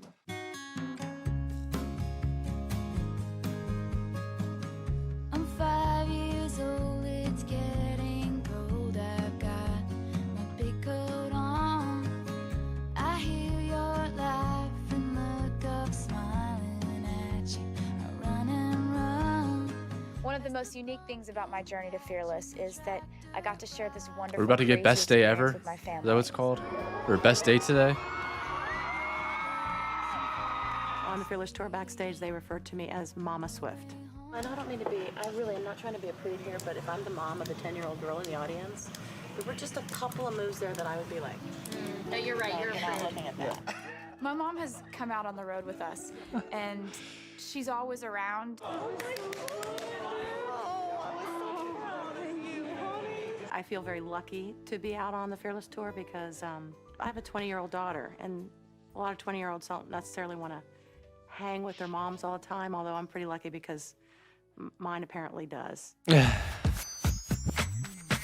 Sometimes, you know, I mean, there's not much to do, so you'll just get a golf cart and like. Just cruise. We They're just learned cruising. early on in the whole touring experience when I was 15 and started doing radio tour. We learned how to deal with each other on the road. My mom is all in charge of just basically greeting people and making people feel welcome. Thank you. She would find a group of like 25 to 30 people and take them on a backstage tour and give them sort of the Mama Swift version of the way the tour. The people that you have doing that are usually the angels, are usually the nicest people you can think of. So, okay, Andrea Swift. That just that peels back another layer of the onion. Works. All right, well, you were She seems like such a beautiful person too. backstage tour. This No is wonder about why as Taylor is. backstage as it gets because this is Taylor's stage and you are in back of it. I know you're not scared. You're talking to the woman that birthed her. First thing we're gonna look at are these big, massive trucks. Mama Swift's backstage tour. That covers our trucks. Should we maybe go see buses now? I don't even begin to understand how this happened, but I do love it. And we have 72 costume changes. Also, other jobs that she has out here are very important. She draws the 13 on my hand every night. Aw. 13's my lucky number, so. My mom has always been very logical, very practical, and I think that's why I've always been that way. I wish you could have seen the expressions of people's faces when they saw the water come down. Oh, like they were like, what? Like, oh, she did. Oh, is that what they were saying? They're like that.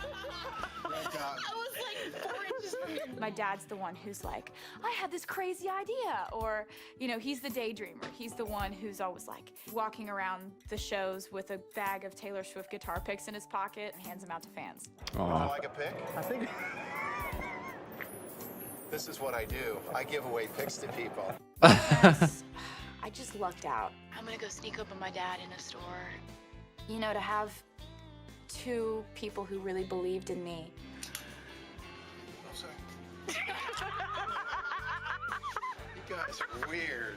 I'm so lucky to have parents that actually took that trip with me, took that incredible, impossible journey. This is backstage. That makes a lot of sense to me. You can just tell that they pour into her. They pour so much love into her and support into her, and that makes such a huge difference. Those of you out there that are just starting parenthood and whatnot, yeah, just try to pour love into your child, and not even just your kids, but everybody else. I think that's just a huge thing in our society of supporting and uplifting each other. And yeah, from what I've seen, they have integrity, they have manners. They taught obviously Taylor's not like a robot zombie. Like she has a personality too. She has so much charisma. So yeah, she's a great person, and that's a testament to the parenting. Which I had a feeling they did a great job, and From 2007.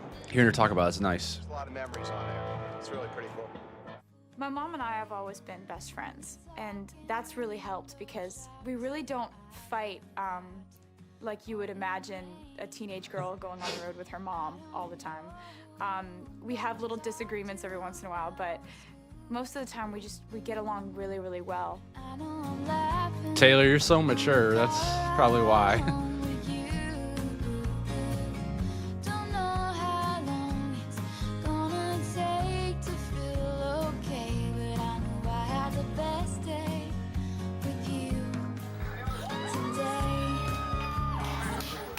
Taylor and her mom have an incredible bond, and I think it is awesome that Taylor has someone around her at all times that she can confide in and get advice from, or just talk to and hang out and be herself with, that she never has to question that.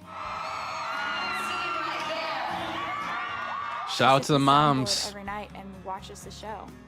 It's really cool to know that someone from your family is always going to be there watching to make sure that everything's okay. I see this massive audience that is so connected with her, and I see that relationship going on, before my very eyes, and I fall in love with that audience because of what they're giving her. Best days with you. I played the song "The Best Day" on Mother's Day as a surprise. That's a song that I wrote about her. She was sitting there at the soundboard, and I love my mom so much too, so I get it. Cried, and it was really, really fun to sing that song to her.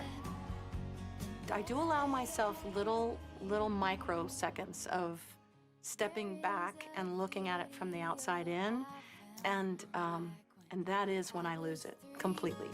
You set up a paint set in the kitchen. She's strong for holding it together at all. Oh my gosh, I'd be a blubbering mess if my daughter was up there singing to me. Whew, hug on your mothers, love on your mothers. Talking to me. There are times when I look at this young woman and everything she's accomplished and where she is, and yet I still see that little girl in the car seat with those big blue eyes in my rearview mirror. Say, that's my baby, and I'm real proud. That's beautiful.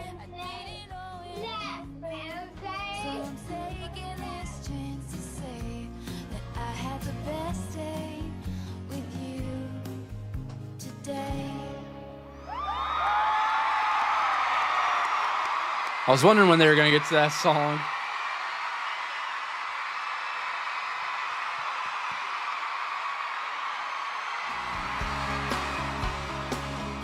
So far, this documentary has been incredible. Oh my gosh, I needed this. It feels really good. Just great energy throughout this whole thing. Very cathartic, as you see. It is pulling on my heartstrings here and there. Let's jump into episode 3. All right, episode 3. Welcome to Taylor Swift's Journey to Fearless. I just got the news that my tour sold out Madison Square Garden in 1 minute. 1. What do you mean you sold out Madison Square Garden in 1 minute? Like the most iconic venue of all time. What? Join Taylor as she travels the globe with her 1 minute? sold-out Fearless tour. The Fearless Tour has been one of the most incredible experiences of my life.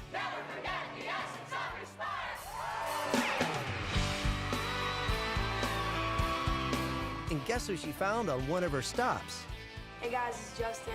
Join Hey, Justin Bieber the and Biebs. thousands of fans as Taylor Nation takes over the Fearless Grand Finale. That arena sold out No freaking way. Who do you think was bigger at the time, Justin Bieber or Taylor Swift? in 2 minutes. I mean, selling out Madison Square Garden in a minute, selling that out in 2 minutes. I would have to think it was probably Taylor Swift, but Justin Bieber was a big thing. I mean, being 15 and whatever, but you always have to let me know in the comments your perspective.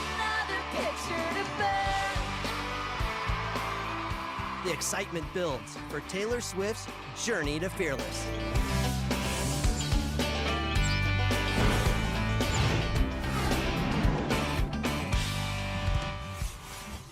I was so happy that we waited for the right time in my career where we could put together this tour that was visual, and we had costumes and dancers and people acting out parts, and it just incorporated such a theatrical element to that tour, and it had so much heart, and that's what I'm the most proud of.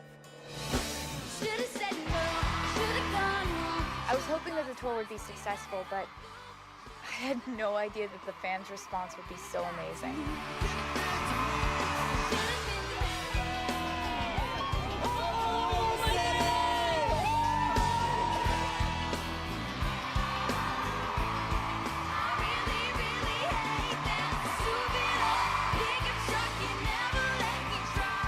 The Fearless Tour turned out to be so much bigger than I ever could have imagined it. Completely rewarding and just overwhelming. It's really a wonderful thing to know that every night that we walked on stage this tour, it's sold out. Like, that's the coolest thing in the world.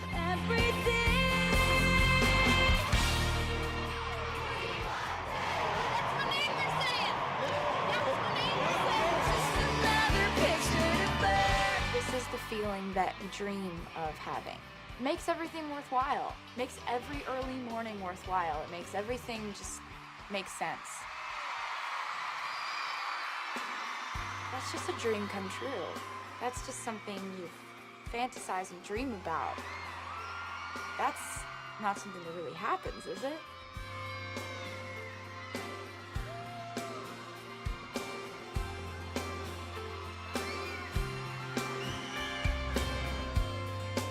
I write a lot of songs about love. And I think that's because to me, love seems like this huge, complicated thing. It But is. it seems like every once in a while, two people get it figured out. Two people get it right. And so I think the rest of us, we walk around daydreaming about what that might be like. To find that one great love, where all of a sudden everything that used to seem so complicated became simple. And everything that used to seem wrong all of a sudden seemed right because you were with the person who made you feel fearless.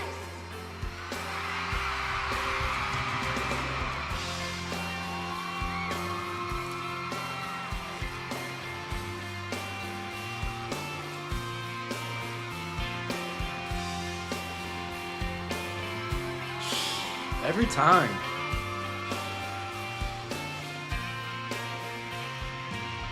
There's something about the way the street looks when it's just rain. There's a glow off the pavement. You walk me to a car, and you know I wanna ask you to dance right there in the middle of the parking lot. Yeah. Oh yeah.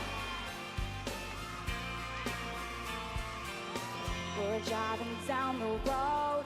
I wonder if you know I'm trying so hard not to get caught up now. But you're just so cool, and your hands through your hair, absent-minded.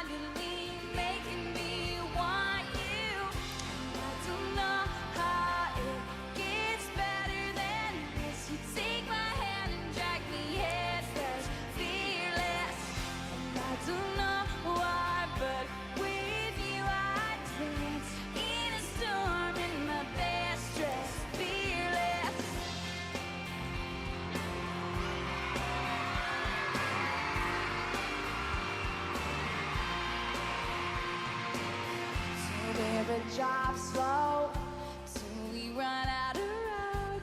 In this one horse town, I wanna stay right there in this passenger seat. You put your eyes on me, Houston, Texas now, capture it, remember it. 'Cause I don't know how it gets better than this. You take my hand and drag me head first, fearless. And I don't know why, but with you I dance in a storm in my best dress, fearless. I gotta say, I was pleasantly surprised by this documentary. I thought it was gonna be just strictly a documentary. I had no idea we were getting a concert too, so I didn't know we were getting music. I thought it was gonna be like going through her life during this time, or like the process of making the album. But this has been such a treat.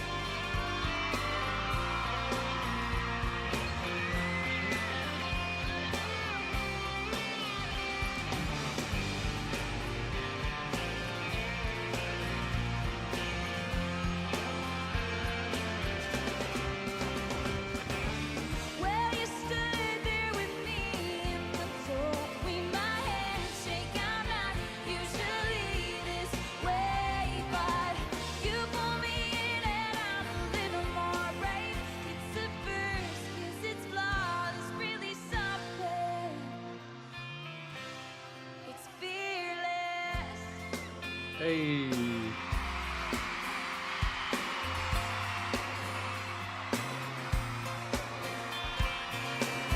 Such a sweetheart. She's killed this entire concert. It's been great. Sounds just like she does in this on the album.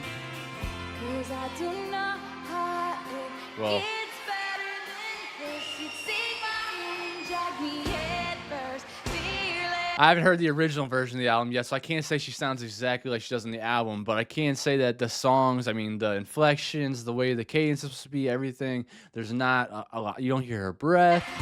I don't know why, but with you I dance in a storm in my best dress, fearless. 'Cause I don't know how it gets better than this. You take my hand and drag me head first, fearless. I don't know why, but with you I dance in a storm in my best dress, fearless. Nice.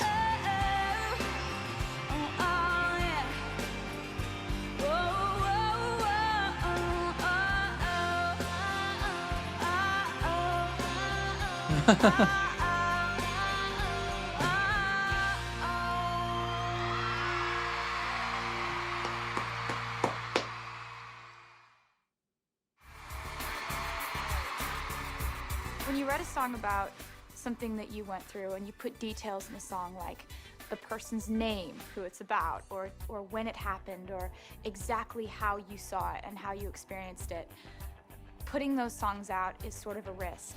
I think she is this lyrical and expressive person who has to translate all of her life experiences into rhyme and into music. The way to keep her happiest was to sit her down, give her a pen and a journal, and she was happy. To go out on tour and put those songs to life and take the lyrics and portray them on a stage, that's really a very personal thing to do. I think the reason that people connect to Taylor is because she is unafraid to put her life out there, and I think people resonate to that kind of bravery. And I loved your song last night. It was so cool. Thank you. She has a really unique gift of songwriting. She sings about everyday things so well, and she uses it in such a positive way. I really, really admire that. I love you, Taylor. You're the best. I admire that as well. You're the best. We love you, Taylor. I'm pretty sure everybody could just relate to one Taylor Swift song in their life. Taylor, listen, girl. That's what I've been trying to say too, is I feel like she has at least one song for somebody. You write songs about my life. Thank you so much. Everybody has the same stories, and most people just want to be heard, and she does a really good job at being heard and sharing stories. Yep. Yeah, Taylor, we love you. We're so much more alike than you think. I know that you're supposed to be afraid of being vulnerable and you're supposed to be afraid of giving out personal information and details in your songs, but I just don't see how that's bad. Forever and Always is a song about a breakup that I had to really address. I don't know, I was asked about it in like every interview, and so at the time that I was putting together the tour, I was really sick of getting that question. If you are naming the guys you dated in your songs, why do you think any guy's gonna want to date? It's always some kind of interview like that. As we've watched our deep dive with Britney Spears, the Free Britney documentary, man, I'm trying to think of, was it Diane Sawyer and a few others that are just asking her the most disgusting questions. A very young woman at that as well. And to try to get her into these gotcha moments. And it's all these things are all like made for just kind of miserable people. Misery loves company, and people that just want her to see her cry. They want to see her feel bad about her decisions, and they want to see a gotcha moment. It's very strange. So I wanted to base the way that the song was approached on stage from the angle of having to talk about your personal life in an interview. Well, I guess in that situation, I just figure that if guys don't want me to write bad songs about them, then they shouldn't do bad things. I thought that was a real interview for a second, so never mind.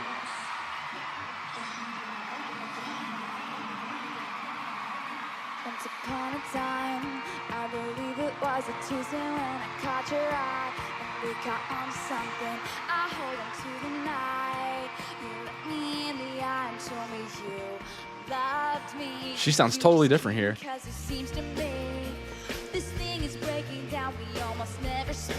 I don't feel welcome anymore. Baby, what happened? Please tell me. Cause 1 second it was perfect. Now you're halfway out the door. And I stare at the phone. You still hasn't called. And you feel some love. You can't feel nothing at all. And flashback to when he said forever and always. Oh, and it rains in your bedroom.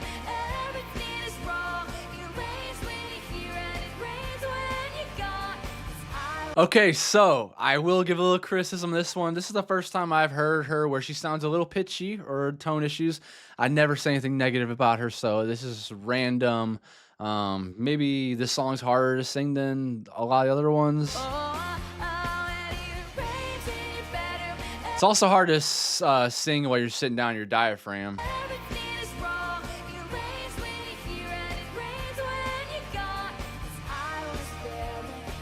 This sounds fine. Was I out of line? Did I say something way too honest? Made you run and hide like a scared little boy? I listened to your eyes, but I knew you for a minute. Now I'm not so sure. So here's to everything coming down to nothing. Here's to silence that cuts me to the core. Where is this going? But I knew for a minute, but I don't anymore. And I stare at the phone, he still hasn't called. And then you feel some love, you can't feel nothing at all. And flashback to when he said forever and always. Oh, and it rains in your bedroom. Everything is wrong. It rains when you're here and it rains when you're gone. 'Cause I was there when you said forever and always. Said mean it, baby. There are a few things that I really just Yeah, that's probably the weakest performance that I've seen so far from this documentary, but that's still good. love doing on stage. Halfway It's a through the great song. I start to sort of lose my mind and throw a gigantic temper tantrum and like go insane. And it ends up scaring the interviewer off. She runs off stage. Okay, made me eat my freaking words right there, Taylor. Okay. She runs off stage. Nice. I stand up, hit a high note, and then throw the interviewer's chair off of the giant platform on the stage. Okay, Beastie. Those aren't that light. Even if it's very light material, that's still not that light. Chair Ah. off of the giant platform on the stage. You know, throwing a chair every night is sort of like anger management. Oh, yeah.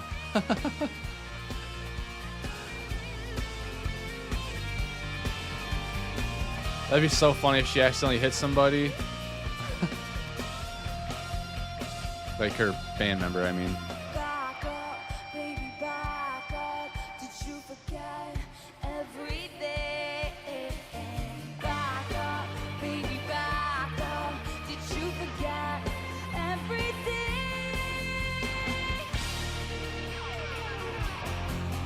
See, you raised me, you better. Everything is wrong. You raised me, you raised when you gone.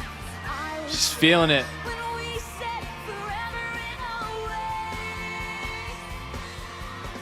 You raised me, you better. Everything is wrong. You raised me here and it raised when you gone. I was there when you As the song goes on, you see in the natural progression of emotion, after anger comes sadness.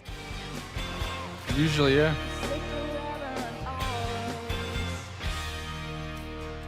In the part where I get Aw. really sad, one of the nights at the beginning of the tour, I ended up putting my hand out, and this girl grabbed my hand. And then all of a sudden, I started feeling all of these girls grabbing my hand, and it was just this moment of they were kind of comforting me, That's beautiful. and it's a really vulnerable and emotional And they're not being too much either. They're not like ripping her hair or nothing. They're patting her part of the arms. song, and You're just sweet. I feel it every time I sing it. So for them to be holding my hands was really nice. It made me feel a little better. And so I just started putting my hand out every night. And there's something really, really cool for me in that connection. Like we keep building these pieces of the puzzle together of why she is the superstar that she is. She makes the connection over and over again with her fans, and people wonder why the Swifties love her so much, why she makes such an impression on people. Like another piece of the puzzle right there. Holding somebody's hand is such a personal thing, and I really like that part of the show every night. back up, baby, back up. Back up, baby, back up. Back up, baby, back up. Back up, baby, back up. Please back up, baby, back up. Back up, baby, back up. With every breakup, there's that initial jolt of anger where you want to throw a chair, but then the reality underneath all of that is that you're really, really sad, and you You're always projecting, end up yeah. kind of kneeling on the floor, realizing that you just wish that you could back up the whole scenario and just make it end differently.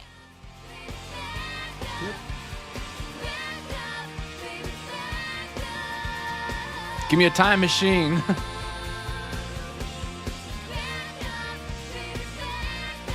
Yeah.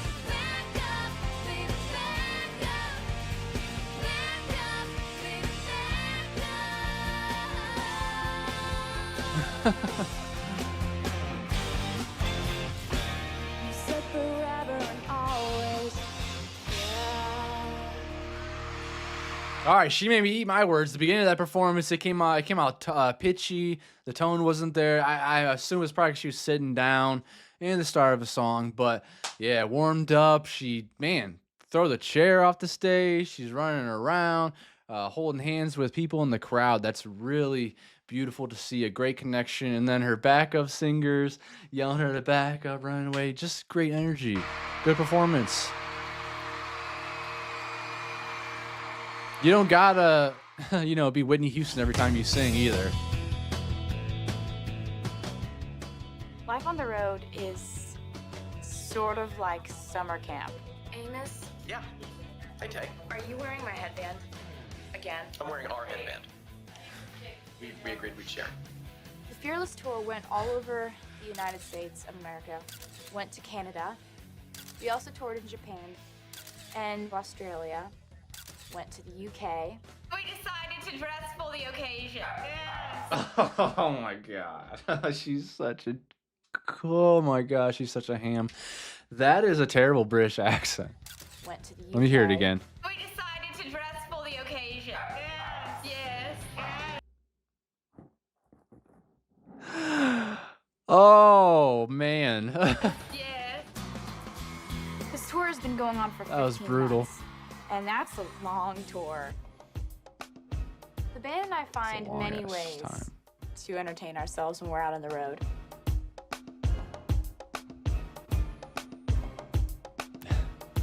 Amos seems so much fun. We just get into just all kinds of trouble. What are they doing? I don't know.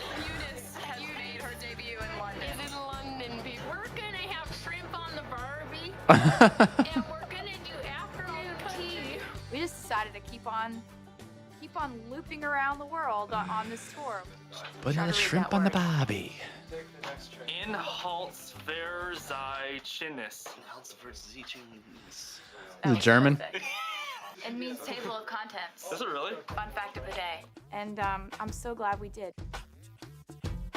Yay. Oh, I hold have my up. two- I think I saw Cleveland. I have my two best friends out on the road with me, Caitlin and Liz. We are absolutely obsessed with each other. Did you know that dogs and bees can smell beer? No way. Oh, and the human head weighs 8 pounds. You don't think I'm pretty? Why won't you come to the airport? That's normal, right? That's totally normal. Yeah. Oh, yeah. That'll make him stay. Even though we can be a little silly on the road, the girls and I can be a little domestic. Liz, Caitlin, and I found a kitchen. Make some in mac and cheese. Galena. Liz has a guy in her life. I'm not gonna call him your boyfriend. He's gonna be my boyfriend eventually. But it's his birthday today, and we're gonna wear chef hats and make him a cake. Oh my god, hold on. Woo, party in the pool. I know my head's small. I have the same problem, Taylor. It's hard to wear hats. My style. I gotta bring some style. Yum. Yes! Thank you, God. This is so much. You can have that.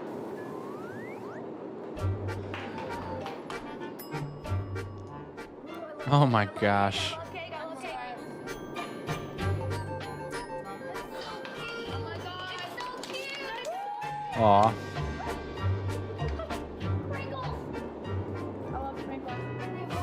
This is still pre-Instagram too, so it's not like they're doing this stuff just to, you know, post it for Instagram. They're actually doing it for the love. Too much time in the kitchen goofing around think- and have to race to hair and makeup. When did Instagram come out? Like 2012? Well, it's almost 8. We have about 35 to 40 minutes. 35 to 40 minutes. I gotta start doing my hair right now, actually. Let me just start walking. Yeah, do this. Just gotta get sprayed out. Yeah, I got it. Oh. A lot of people have hair and makeup people on. Instagram came out October 6, 2010, but I do not remember using that at all. I remember getting hip to it a little bit later on. I don't know. We'll see. But we like done it this way. I know Twitter's We been don't around really since know any different. 09. We've become like sisters. We share a dressing room, and every night we get ready in a row, all three of us, and we put on our makeup and we do our hair. And we talk about boys and life. You said that your curlies look better than mine. I didn't say that. You said. I just said that you're a copier. We know each other so well. Okay, so I accidentally burned Taylor's arm with my curling iron. Accident? It was an accident. My elbow's still smoking. Where's the owie? Point to the owie. There's nothing.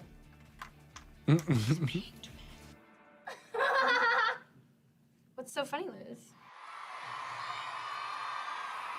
What? He's got a girl with him. No. Who? This is a great music video. He let her drive the truck? I'm over it. This one's called Picture to Burn. Woo! Throwing it back. Oh, that purple dress. We state the obvious. I didn't get my perfect fantasy. I realized you loved yourself more than you could ever love me. So go and tell your friends that I'm obsessive and crazy. That's fine. You won't mind if I say. By the way, I hate that stupid old pickup truck. You never let me drive. You ain't ready.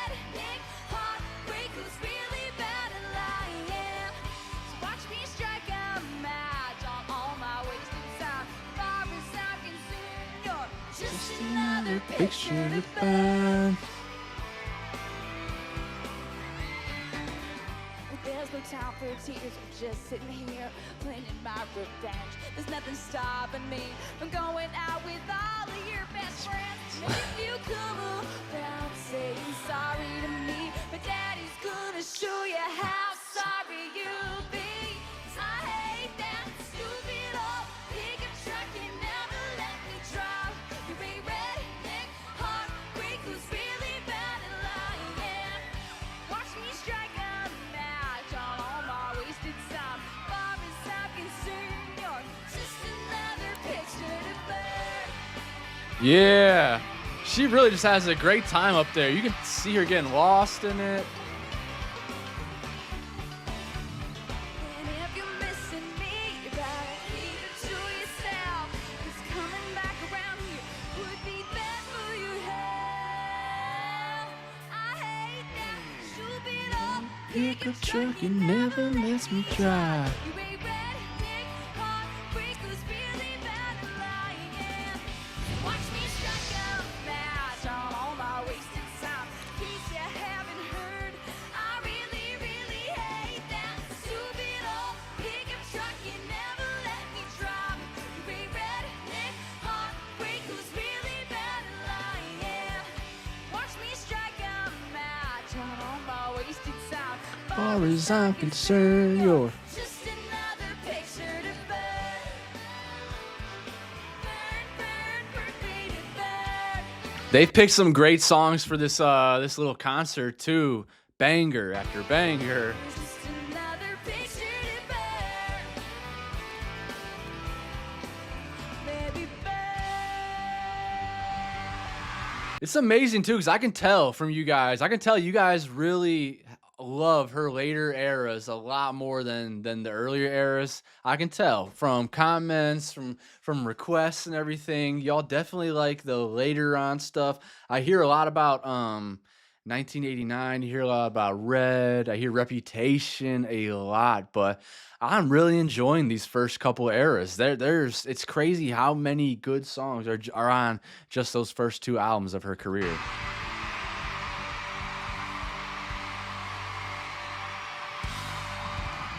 I love you so much.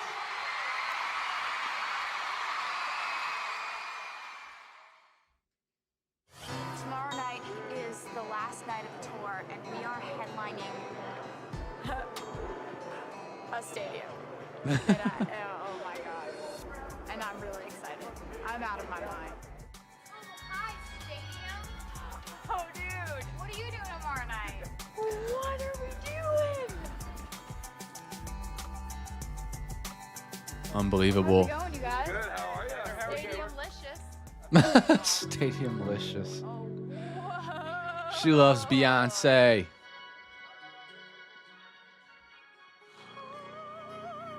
Where are they? I can't see what that sign says. I'm usually pretty good at picking out stadiums.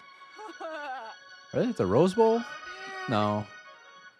Knowing that Gillette Stadium was the last Gillette Stadium, they're in night of the tour, Foxborough. It was such a mixture of emotions because I loved this tour so much and I put everything into it. This is certainly a nice place to end the tour. I think this will do. This makes me really excited. That's the stadium that Tom Brady built. It's gonna be really sad when we wrap this up because it's so fun and it's been like the past year of our life every day. That's a big, giant me on that. I love her.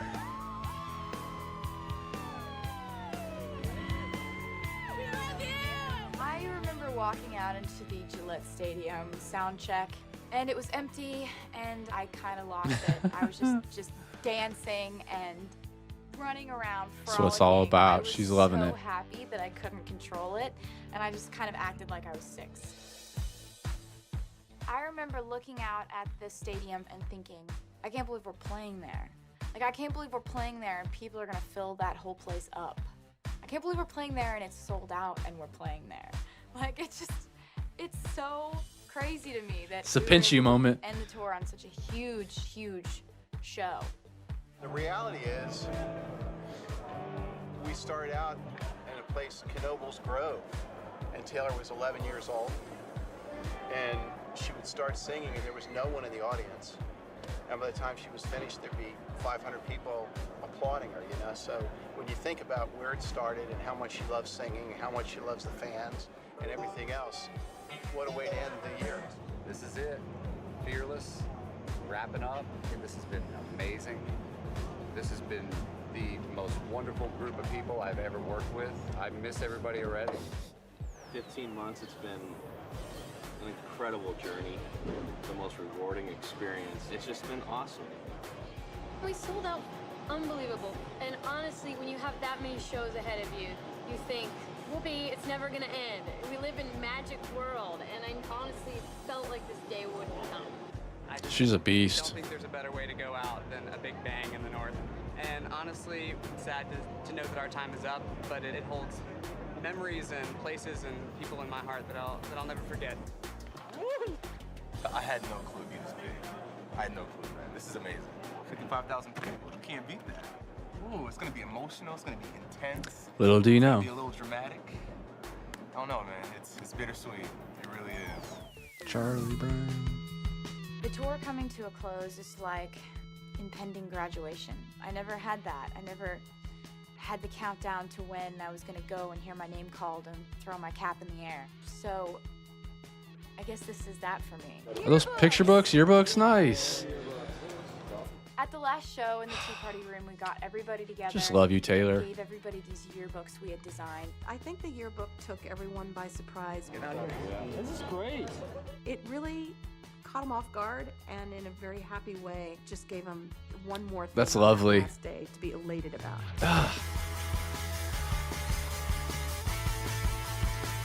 She could have easily just sent them home on with their way, but nope. Gave them a memory book. I hated high school so much, so I'm glad that I have like something like this, you know, something that I actually appreciate and had a good time doing.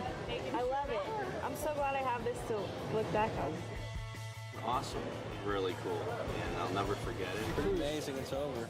I'm glad that we did that because now everybody has this beautiful book of memories of what we had all undergone together. So everybody was like getting their yearbook signed. It very much felt like the end of the school year.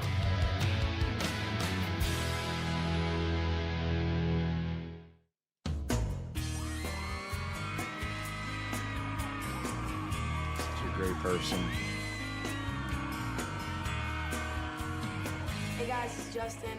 I just wanted to say it's an honor to be performing with Taylor. It's definitely an amazing experience. She's a great person. She's really funny, great to hang out with, and yeah, I'm just really honored to be here. So Young Justin Bieber standing on business. He is clocking her thank teeth. you so much, and we'll see you guys soon. Young Biebs.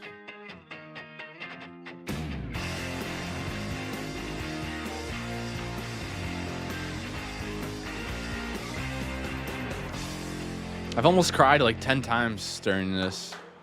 It just feels so good.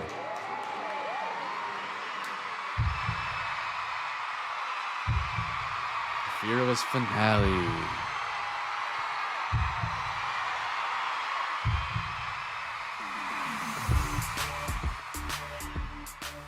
At the last huddle before we went on stage, I just told them how much I loved them and how I was so happy to have gone through this with them and that that group of people will be with me forever. Emotions are running high to the point where we feel a million different things per minute because this is the last time that we're going to stand here in a circle like this. Trust is not something that comes easily by me, but I want you to know that I trust you, and that's something that, because we've shared this experience together, will always be true. We've done this as this band of brothers, this band of thieves who somehow got a chance to stand on the biggest stages in front of the biggest crowds, and we sold out that stadium. We did that, and I will always love you, and I will always trust you. This is love, and this is the one true love that I've ever had in my entire life. She has such a big heart, man. Oh, wow. Like, I doubt she even second guessed the thought of even telling them that. To just come out and just be yourself like that. You don't see it happen a lot. Even with big superstars, like they shut up and do what they're supposed to do and whatever and get on with it. But again, testament of how big her heart is, how sweet she is. A fantastic person, and every time I hear her talk like this, it makes me love her more and more. And I understand again, like why you guys feel the way you do, because you've been experiencing this for freaking 19 years or whatever. Go out there and be. Fearless! Never forget the essence of your spirit!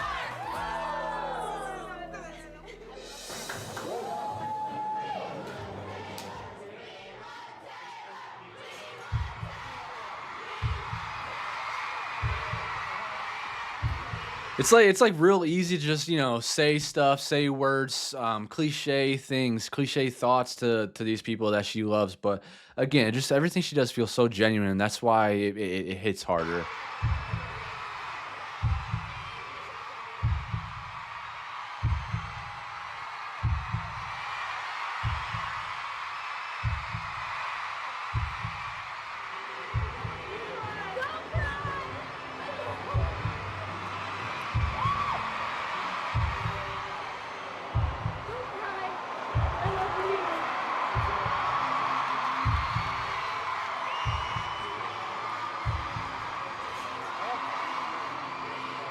She looks so human backstage, like a little nervous, ready to go.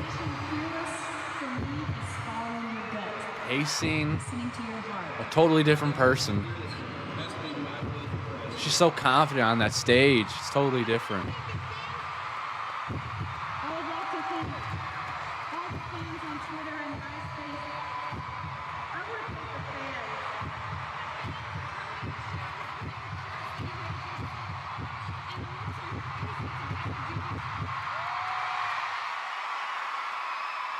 Yeah, boy! Well, hello, Foxborough, Massachusetts! Welcome to the very last show of the Fearless Tour.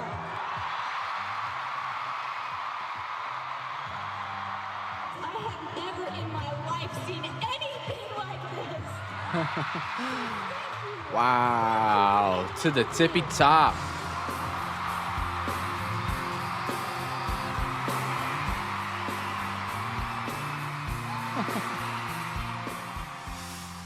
I think that Taylor's journey has been one of complete surprises. Surprised that it worked. Surprised that people could relate to such personal songs, that people would wrap their arms around her and just be the most incredible fans that they could be.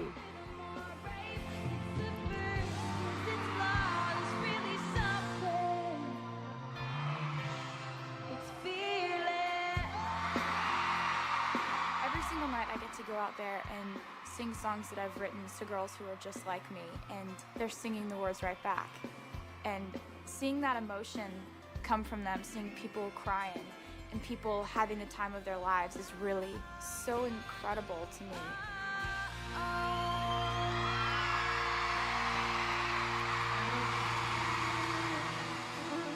This is a song that I wrote about a guy who made the choice to cheat on me and probably shouldn't have, because I write songs. He should have said no.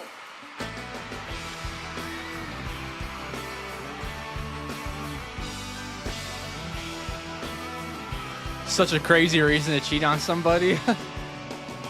Strange to think the songs we used to sing, the smiles, the flowers, everything is gone. Yet today I found out about you.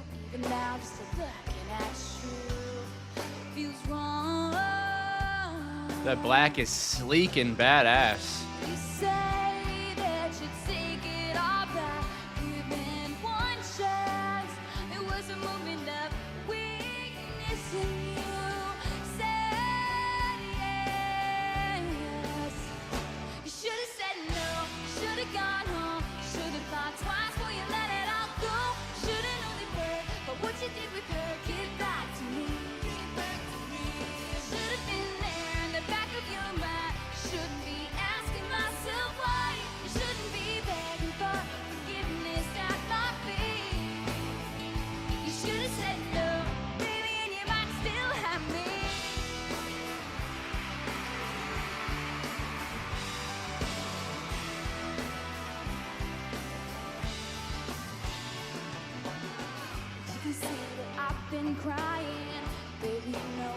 the right things to say.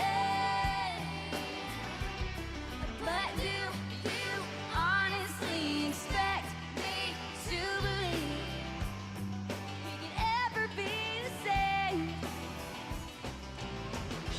You say that the past is the past. You need one chance. It was a moment of weakness and you said yes. You should have said no, should have gone home, should have thought twice before you let it all go. Should have known the bird, but what you did with her, give back to me. Should have been there in the back of your mind. Shouldn't be. I never will understand cheaters. They get caught pretty much 99.9% of the time. Just like criminals, they don't really think about what they're doing. Myself why you shouldn't be begging for forgiveness at my feet. Who's cheating on Taylor Swift? Should have said no, baby, and you might still have me. I know what happens though. It's crazy. Halle Berry's been cheated on. Beyonce been cheated on. Oh! Good catch. Whoa, you should have said no, baby. Whoa, you should have said Strutting. no, baby. Whoa, you should have said no, baby. Whoa, now everybody knows. Whoa, you should have said no, baby. Whoa, you should have said no, baby. Whoa, you should have said no, baby. Whoa, now everybody knows.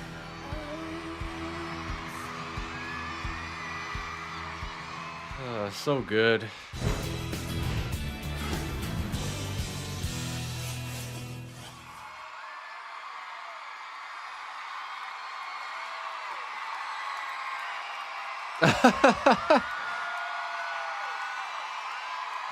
You guys blew her mind.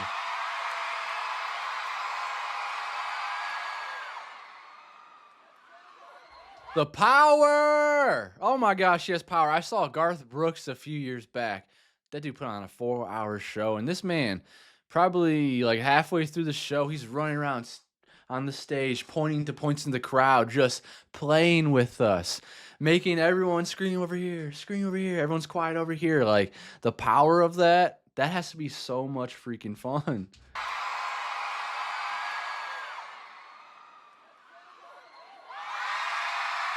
And y'all knew exactly what to do.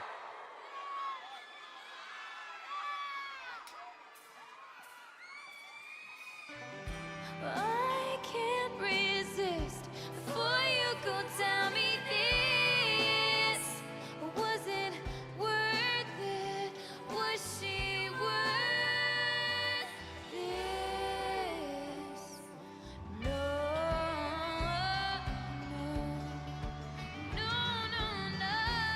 The rain.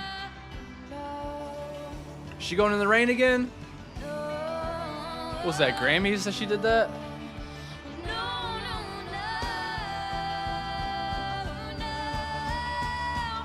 You should have said no. You should have gone home. You should have thought twice before you let it all go. You should have known the word of what you did with her. Get back to me. And I should have been there in the back of your mind. Shouldn't be asking myself why. You shouldn't be begging That's for badass. forgiveness at my feet. Freaking water art. That's badass. Okay, so now I know where I was seeing pictures of this performance when I was when I reacted to her performance. I'm pretty sure of this at the Grammys. I think it was the Grammys. Yeah, I was seeing pictures of this. It looked so freaking beautiful. Now I know where they're from. You should have said no, baby, and you might still have me. Wow. Is that how she ends the show?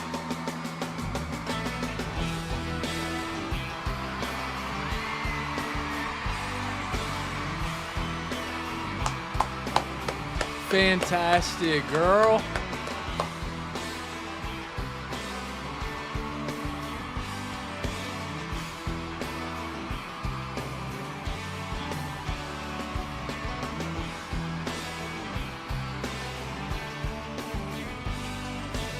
Epic.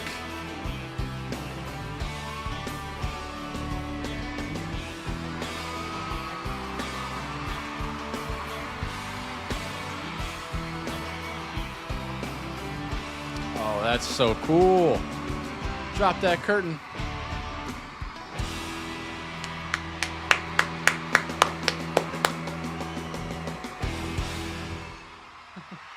Encore, encore, encore.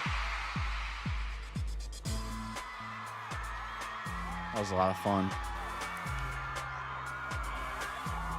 Then she parties with them after. We just played the most exhilarating show to a crowd of like 55,000 people. It was the most beautiful thing I've ever seen. I can't believe it happened. How do you go to sleep after And that? I can't believe we get to end the tour on that note. It's Dan lovely. and I can't stop crying. Everybody's emotional. It's like the end of this beautiful, amazing era, and I'm so happy that tonight went down the way tonight went down.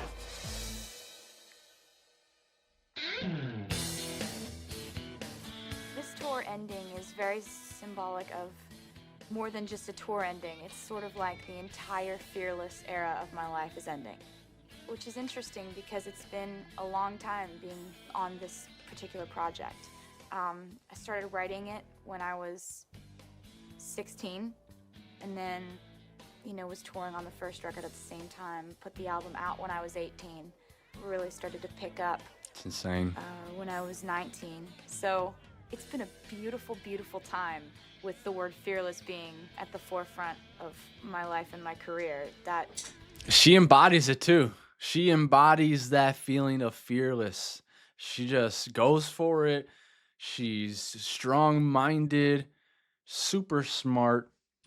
project and that album has really Totally gone embodied further it. than I ever imagined it could.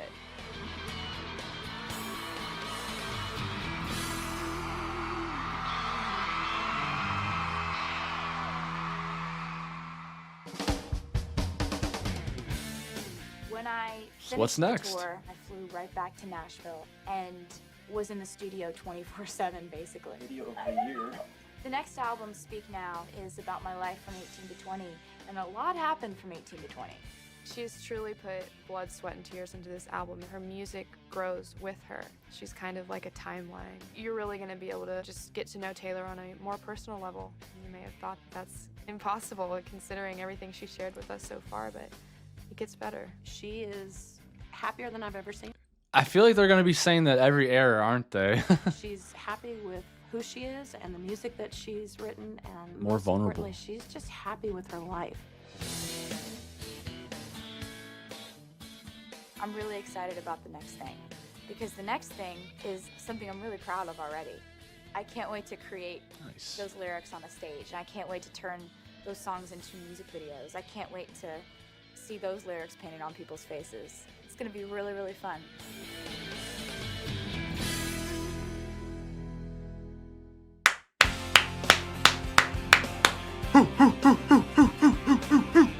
Yeah. What do I even say, y'all? Taylor Swift, you're such an amazing human being. Seeing the way she's interacting with her band, with her dancers, with her parents, her friends. She's just a person that leads with love. That's something I respect so highly of her. Someone that leads with love, allows people to be themselves. She is so quirky and funny and intelligent as well. It's really cool to see the work that goes into putting these concerts like together. All the, like you said, 150 employees. You got people driving the trucks. You got people setting up the stage. You got guitarists. You got all your instrumentalists. You got your dancers. You got marketing. You got PR. Everybody. She is a business herself. So for her to be fearless in leading them and being a great example by them, and yeah, really just creating jobs and putting on fantastic shows, getting to see the stage reveal and talking about how important that is to her, like things that you don't normally get to hear an artist talk about. Usually it's more about the music or the touring or even the marketing. You don't get to see a lot of the background stuff, like putting the dancers together, putting that stage together, seeing the stage, talking about why you made the stage a certain way. So again, we got to peel back some layers of Taylor Swift. We got to peel back some layers of her mom and see what her mom is like some more. Tiny pieces of her dad here and there. Seems like a big protector of hers. And I'm just falling in love with her more and more. She's an incredible human being. I almost cried a few times again. Excuse me. And I just love getting to check out all this new stuff, hear her sing live, and see her interact with the fans. That Taylor Swift Tea Party, I wonder if she's still doing that still. That is so freaking cool. Like, she has this connection with her fans that is so different. She's so thoughtful and caring about those things, like setting these things up, touching them at her concerts, holding their hands, hugging them, doing meet and greets and all that stuff. So she truly loves y'all. That's such a great thing to see, someone actually enjoying what they're doing and not taking it for granted. So we got to see Journey to Fearless, the 2010 documentary, with the concert. I had no idea I was even getting music today. I thought I was only going to see like the background of things. So that felt really good. Please let me know in the comments what you thought about this documentary. I've heard a lot about like songs that mean, like what songs mean to you, but what does this person mean to you? Let me know in the comments. I'll see you guys next time. I hope you're taking care of yourselves out there. I love you, and I'll see you in the next one.